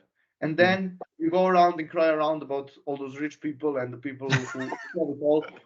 Well, yeah, because they had the balls to put themselves into places where you didn't have the balls to step into. Mm. You didn't you didn't get out of your comfort zone. You Mm. didn't go and I don't know, cold call 2,000 people. You didn't go and try to find people who are going to give you some interesting job or to knock on every door possible until you can get in on a project that doesn't need you. Mm. Like, but people who are successful, they respect that. That's what they like. They don't like people who are going to sit around and ask for handouts. That's why CVs are so overrated. That's why all of those things. Like I can sketch up a CV in 10 minutes. I can do And it in 1 minute with in 1 minute, ChatGPT. yeah, and send it to an employer who has no way of really knowing if all of that is true or it's some bollocks. You can write those things in so many nice ways, and that's why they have interviews. Yeah. And that's why most people fail on the interviews because they don't go in there with the confidence that they can do it. And I say this all the time. You need to say yes more to opportunities. You need to do things. You need to. It doesn't matter if it's not your expertise or you know nothing about it. You need to do it. Get out there and show that you can do it. Yeah. Maybe you don't know shit about it. Who cares? Mm. You can still do it. You can still find a way to do it.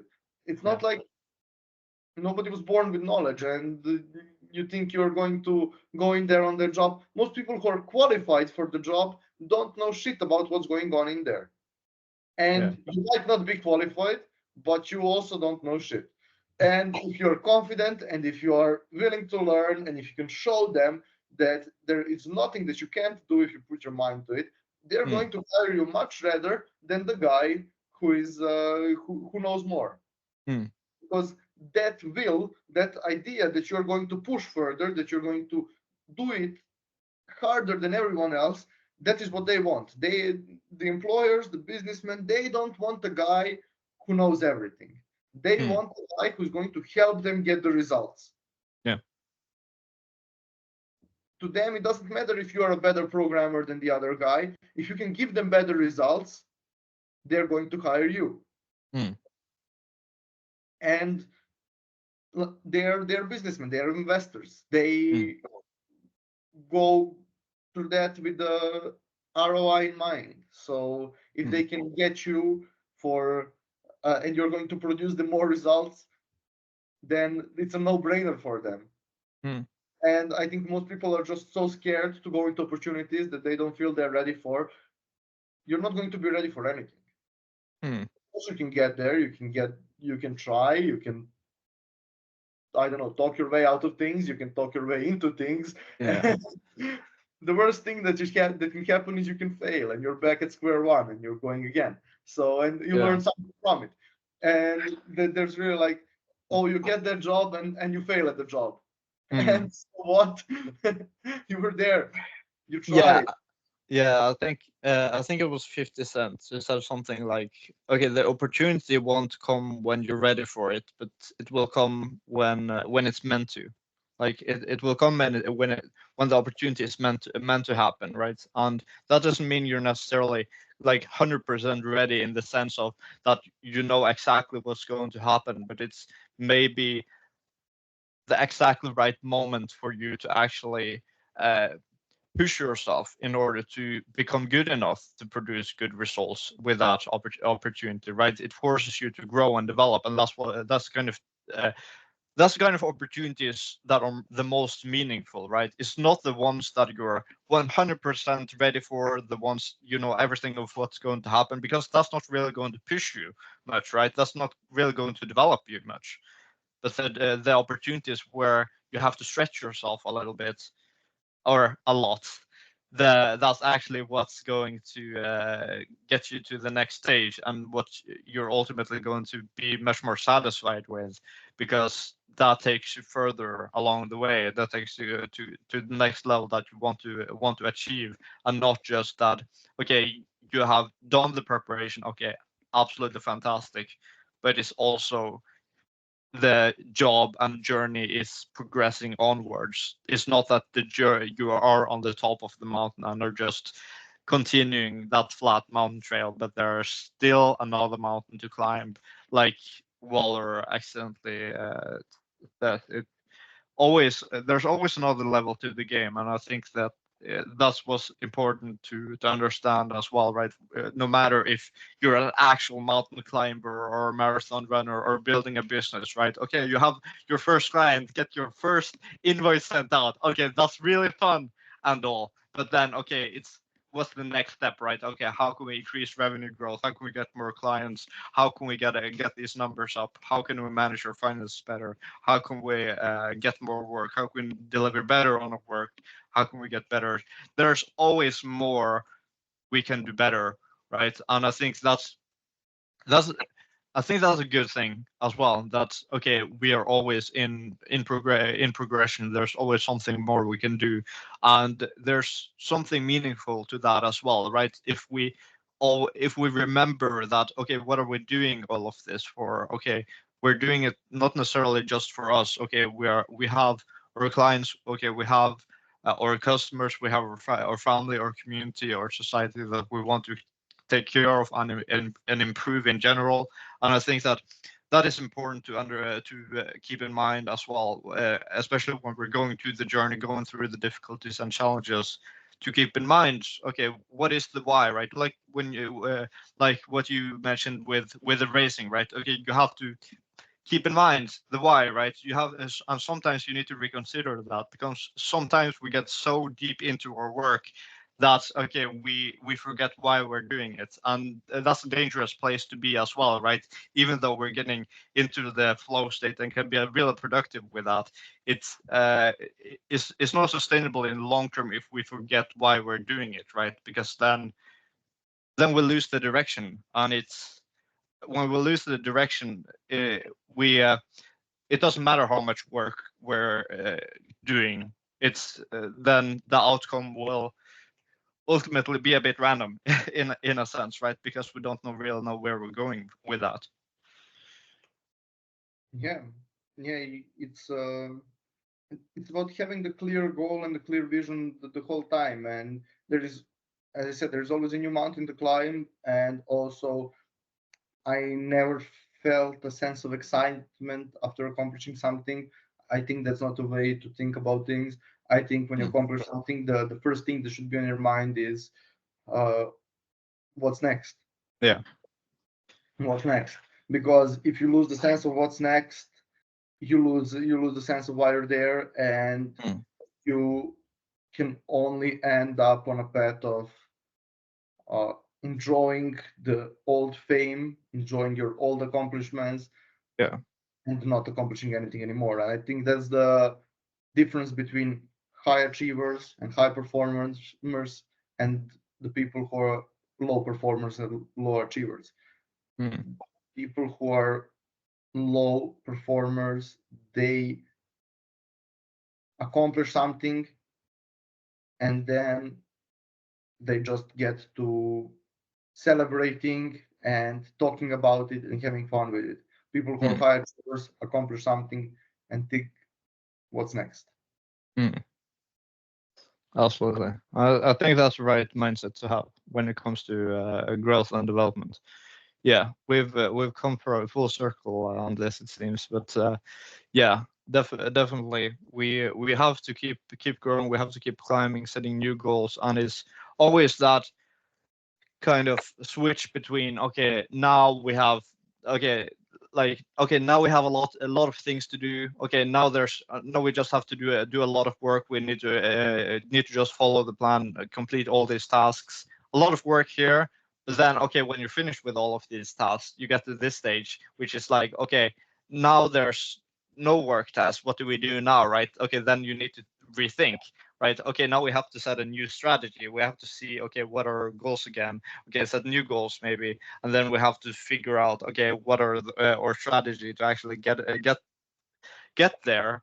And okay, a new list of work tasks. And I think that's an important uh, an important stage of the process is to actually find a good balance between those types of things. Because if you actually are hardworking, like I feel like both of us here are, then okay, it's not just that you have a lot of work to do all the time, because when you have a lot of work, you're like, okay, I want this out of the way and complete it as soon as absolutely possible, right? And then it's very, and when you are in that mentality, then it's really easy to be finished with all of that. And it's like, okay, what do I do now? Okay, I'm finished with all of that. That was cool. Okay, now I'm maybe getting some momentum and progress from that.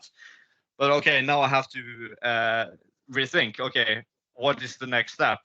Right now I have to go further and to think back of the strategic part and the vision part. Then you need to kind of imagine what more you want from your future, and not just, and then you have to envision that bigger mountain that you want to climb. Okay, here you are now and here you want to go. And it's in that part you figure out, okay, that's the next step. Okay, we need to do these new tasks in order to get there. And yeah, it's all a matter of yeah, finding an attuning based on which stage you are, which stage of the process, and attuning based on your situation, because everyone is in different situation. And that's what I think also is so great about reading, is that when you read the right book for your situation, then it can be really, really powerful. If you read a book that is out of tune with your situation, that doesn't really apply for your situation, then then it may be completely useless, right? So you need to Not just find. useless, but it can steer you away from what you're doing, because give you it can give you some false ideas, or ideas that do not apply to you, and you can just get into something else that is not going to be useful to you.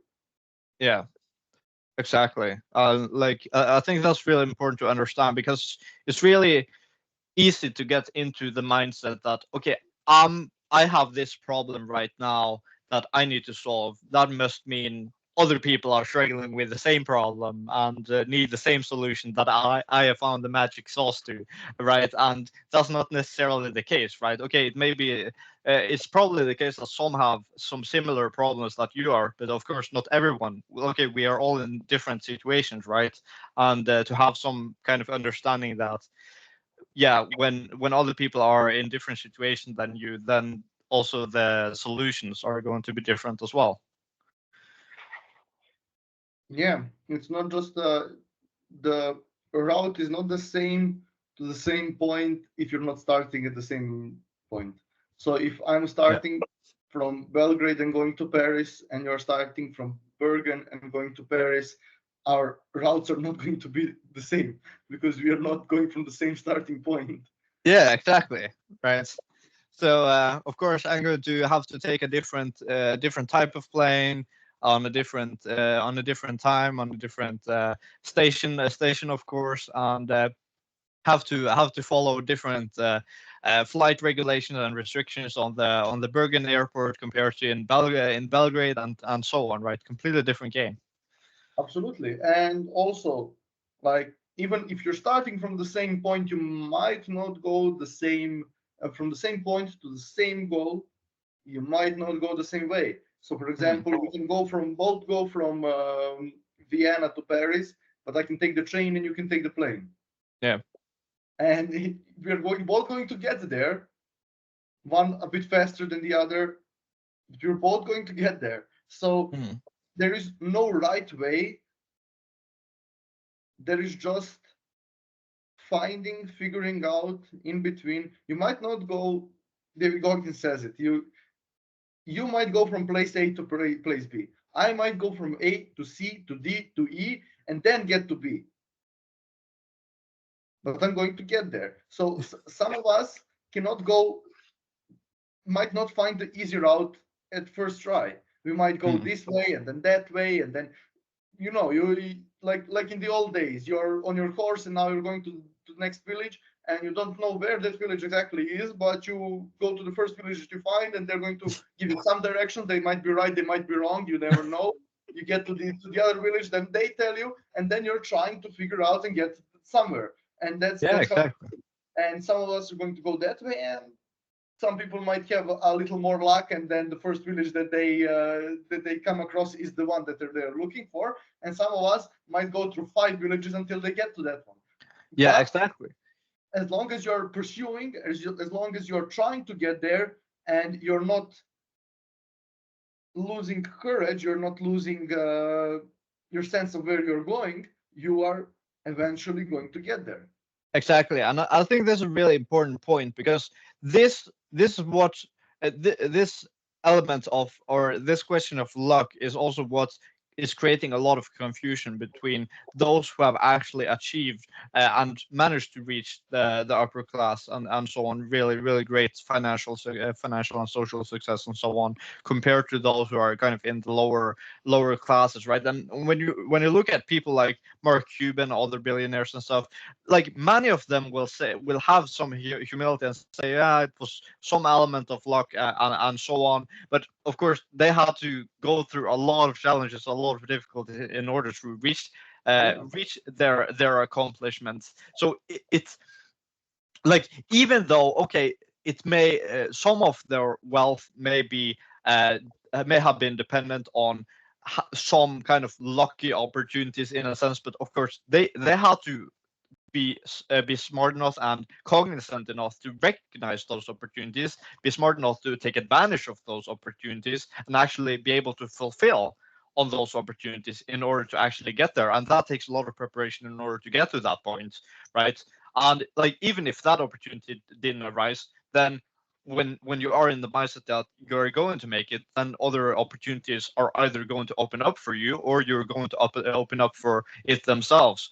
And that's why I think it's so important when you're actually starting something for yourself, or you have some kind of big goals, like financial and social success, like that like the element of luck, it doesn't help at all to have that as part of your mental model of how you're going to achieve your goals, right? Because what are you actually doing with it?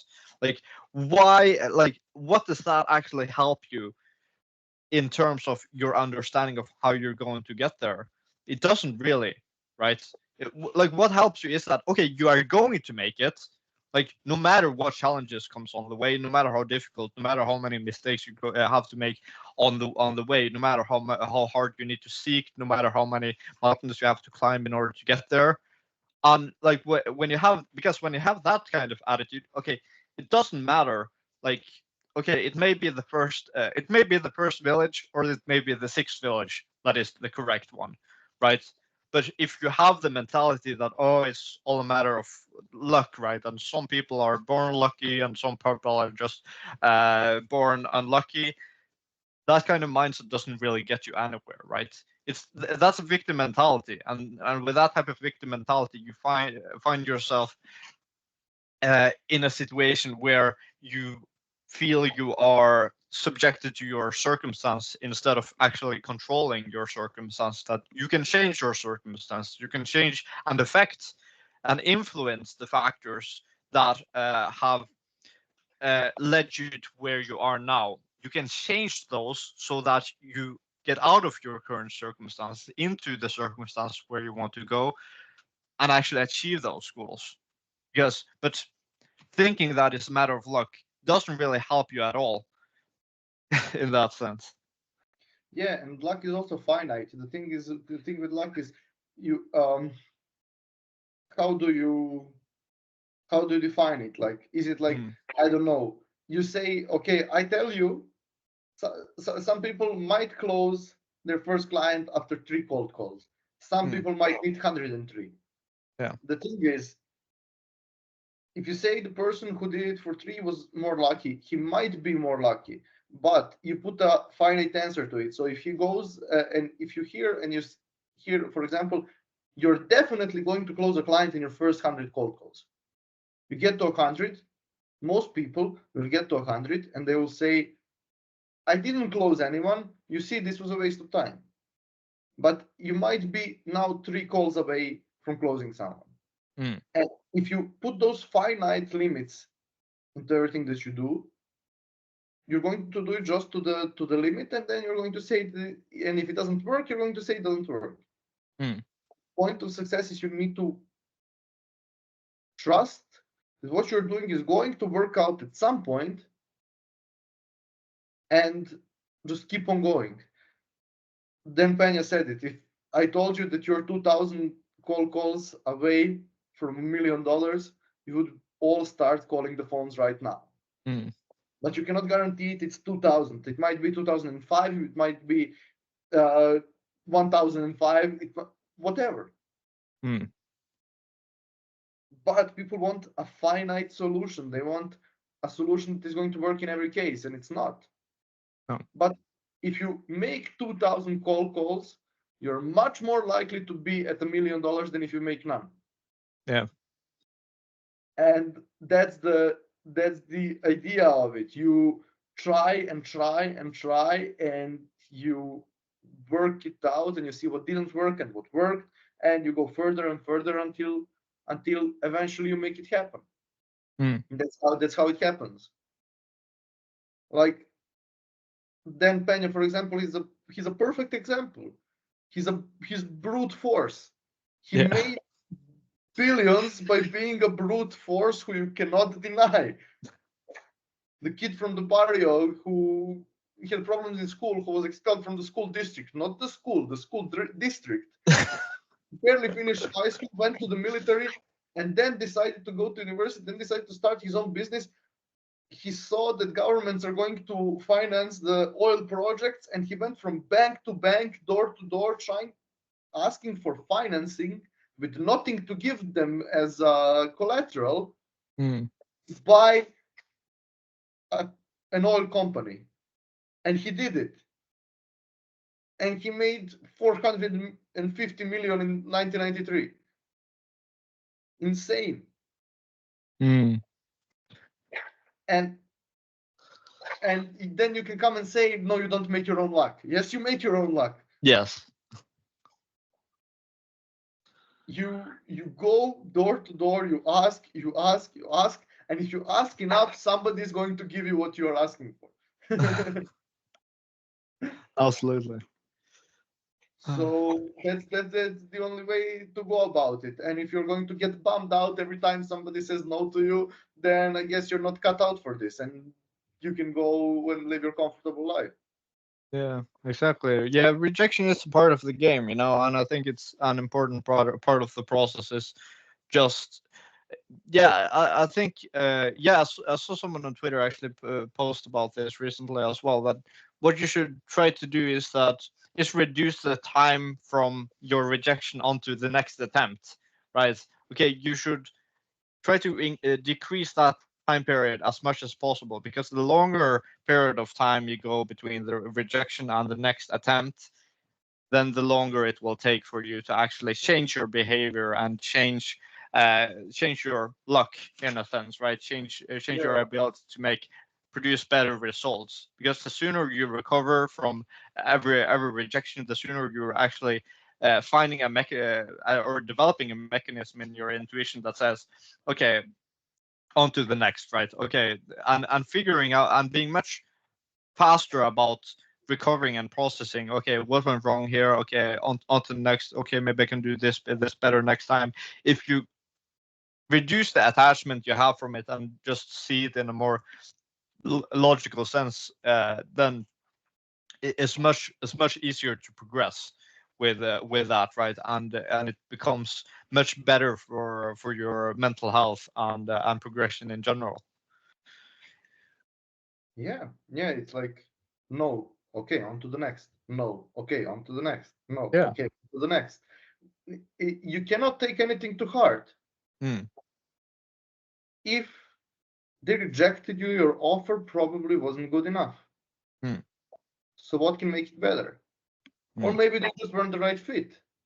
You go to the next one, you go to the next one, you go to the next one. And there's ways to figure this out.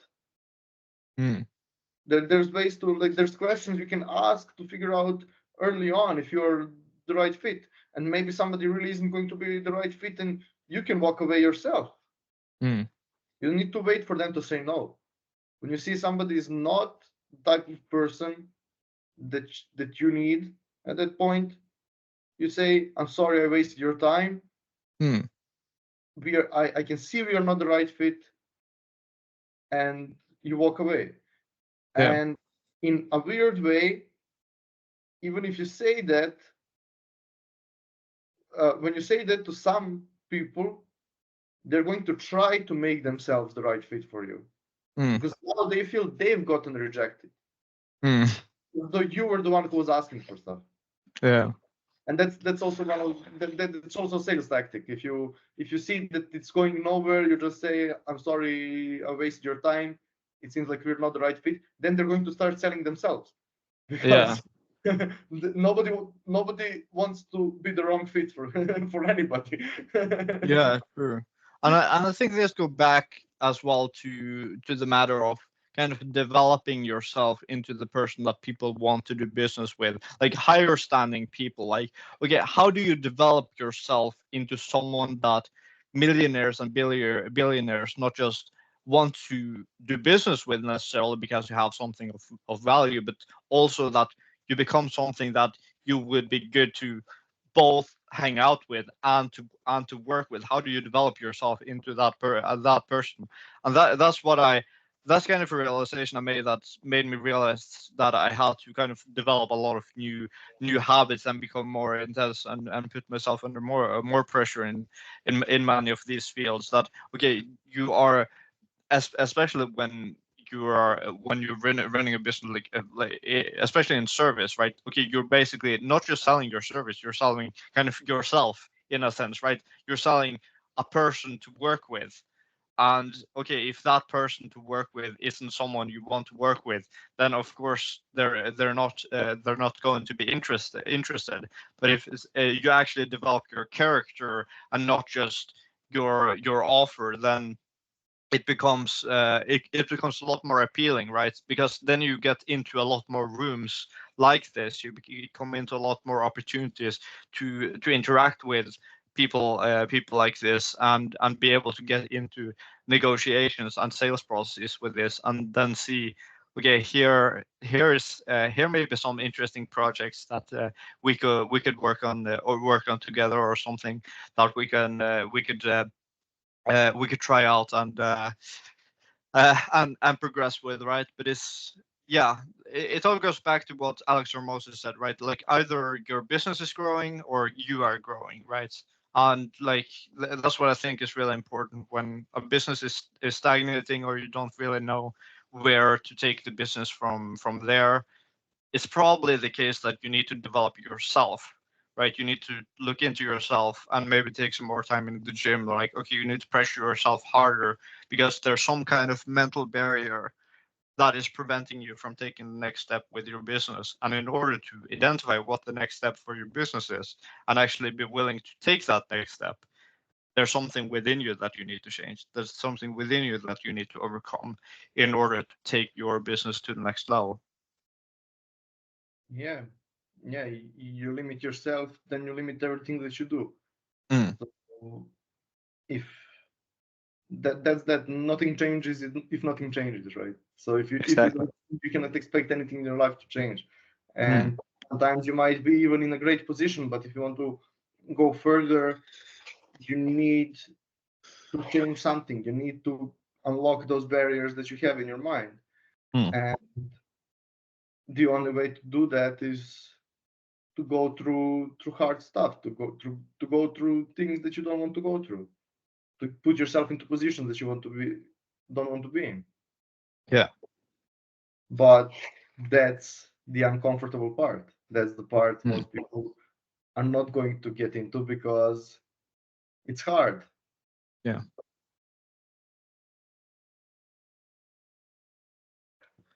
Very interesting. Very interesting. Yeah, Okay. absolutely. Yeah, it's. I see we've hit the 2 hour mark. Is there any other discussion theme you want to go into, or? Yeah, I was actually thinking about something. So Yeah, this is your channel and your podcast, and you've been asking me questions all along. yeah, I will switch it up a bit. yeah, So, because I'm not going to go into things that are not for the fans, but I want you to tell to your people what is next for you, why you're doing this podcast, why you've moved on to this type of content, even though it's similar to what you used to do. Why have you moved on to this type of really long format content, and what you're going to do next? that's a really great question. I'm glad you asked that because there are several reasons, and I think one is that in conversations like this, which is more long for a long format, you get much deeper into the meanings behind opinions and experiences as well. You get much more insight and value from this conversation when you're having real conversations and actually going deeper into it than just some over some kind of really formal short into formal interview process in like 15-30 minutes, right? And it's beneficial for me because I'm learning a lot as well. I'm getting to share my experience. I'm getting to hear of other people's experiences and opinions, and developing myself and my social skills, so to speak, in the process. I think it's valuable for me to have this long format conversations to see how to how to develop myself and better deal with long conversations like this. And uh, yeah, and of course, this is something that's seen be real beneficial from other people, like especially Joe Rogan. Joe Rogan has done amazingly with long format content like this, and he's learning a lot and getting to interact with a lot of interesting people this way. And I think it's good to have kind of a uh, to have a child, like to have a means to have these long real conversations with interesting people, right? And I think there are a lot of opportunities like that can be opened from there as well, right? Because in a sense you have an excuse to talk with people on a real level, right? In a long format sense, right? To talk with interesting people, to invite people on, just have a real conversation, hear about what they're doing, and letting them open completely up, right? And that makes people feel appreciated, and actually getting the opportunity to share their stories, share their experiences, share their opinions. And I think that's a good thing to give other people a platform that it's not just about me growing, it's about building a community and a network, um, and to bring people up along with me, right? So that's an important part of it. And uh, why I want to start this podcast, and also that it's with a podcast like that, it's also much more easier to get short format content, because then I can take like, okay, a 2 hour clip like this, I can get like 20, like 10 to 20 short clip easily with an automatic tool, right? So that's also another benefit. You get so much content from it, and so much value, not just for us, but also for all the viewers.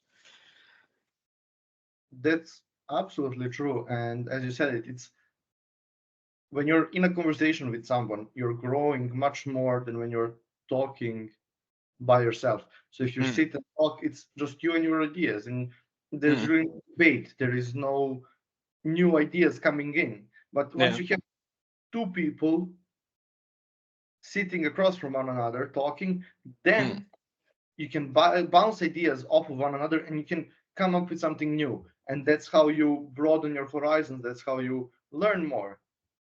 yeah. And of course, Ex- it's good all for the content. It's much easier content to produce mm, because both people push each other to talk more and to be more insightful and interesting. So yeah, absolutely. And we talked about this 6, 7 months ago, we Mm, talked about starting a podcast, right?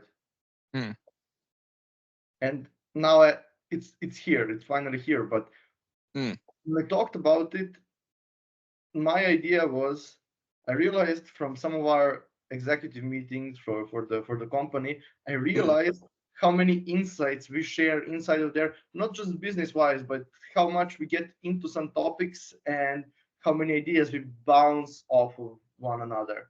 And mm, I realized how some rants that we had that are unfortunately not filmed, mm, some rants that we had in those meetings would be so interesting to listen to and to watch. And that was my initial idea about it. mm. And then now, I mean, we've been postponing this for so long, and Yeah. then eventually you decided to take the first leap and post the other podcast, and now we're here. So yeah, Mm, I'm really glad you're doing this. I'm really glad this is out, and mm. I'm really happy for you, man. I'm really happy for you. Yeah, thanks, man. It would be really interesting to see the development with this forward. It was really well received. The first episode got a lot of great feedback and content from that. I'm sure we'll also get some really great like we've gone through a lot of really valuable content during this episode. So really looking forward to getting that out next week, and then also yeah, probably going to find some other interesting people to have on the podcast as well. I'm at least going to have the American guy from the Orthodox Church in sometime in June. So he was interested in joining for a conversation. I'm looking forward to having him on because he seemed really cool. Have work in PVC, going from have a background from Chicago, but then came by Norway now for work through PVC, some kind of exchange program with PVC. So, and he wants to set up a business on his own eventually as well. So that's going to be interesting to hear all about. So yeah, and that's what this podcast is all about, right? Bringing out uh, that sense of, okay, I want to create something, I want to achieve something greater, I have all these goals that I want to achieve, and kind of bringing bring out those kind of dreams, bring out these types of goals, and elevating people, empowering people to actually see that, okay, these it's perfectly valid to have these types of dreams, ambitions, and goals, and it's possible to reach them, okay, if you follow the right steps. And that's I think that I think is really powerful um, foundation for the podcast, by actually being based on this premise that we want to make people better able to see what they are capable of actually achieving. Amazing. And there could be no better motivator than that. So Mm. yeah, I'm all in for it, and I'm glad we talked, and I hope this summer we get to do this in person also with Yeah, a absolutely. new episode from a villa in Italy. And yeah. Yeah, let's try to see what we're able to do from Italy. First, we have to organize the trip, but then yeah, we shall see. We have to see what we're able to what we have the equipment for, and what we're able to do with that. But that's still another, yeah, 2 months, 2 months, 3 months in the future. But yeah, Yeah, let's stay in touch about the progress with that planning eventually from there. But yeah, it's been absolutely amazing talking to you for these past 2 hours. Everyone still watching, be sure to follow Mateja on Twitter and YouTube. His links will be in the description below, so be sure to follow him and check him out there. And yeah, do you have any last words, Mateja? well, thank you for that. You become quite a YouTuber with all the follow and like and subscribe stuff. But yeah, guys, subscribe to Stefan for more content like this. And you know where to find me if you are ever in any struggle, if you need any advice, or if you just need someone to talk to. You can always reach out to me. As I say, I like to be the big brother on these platforms, and that's what I'm trying to do. So enjoy the process, guys. And if you ever feel stuck, feel like you need someone need any help with anything, just reach out to me. My DMs are always open. Amazing. Thanks so much for joining us today, Mateja. Thank you for having me. Have Talk a great soon. day, man. Yeah, you too. Bye.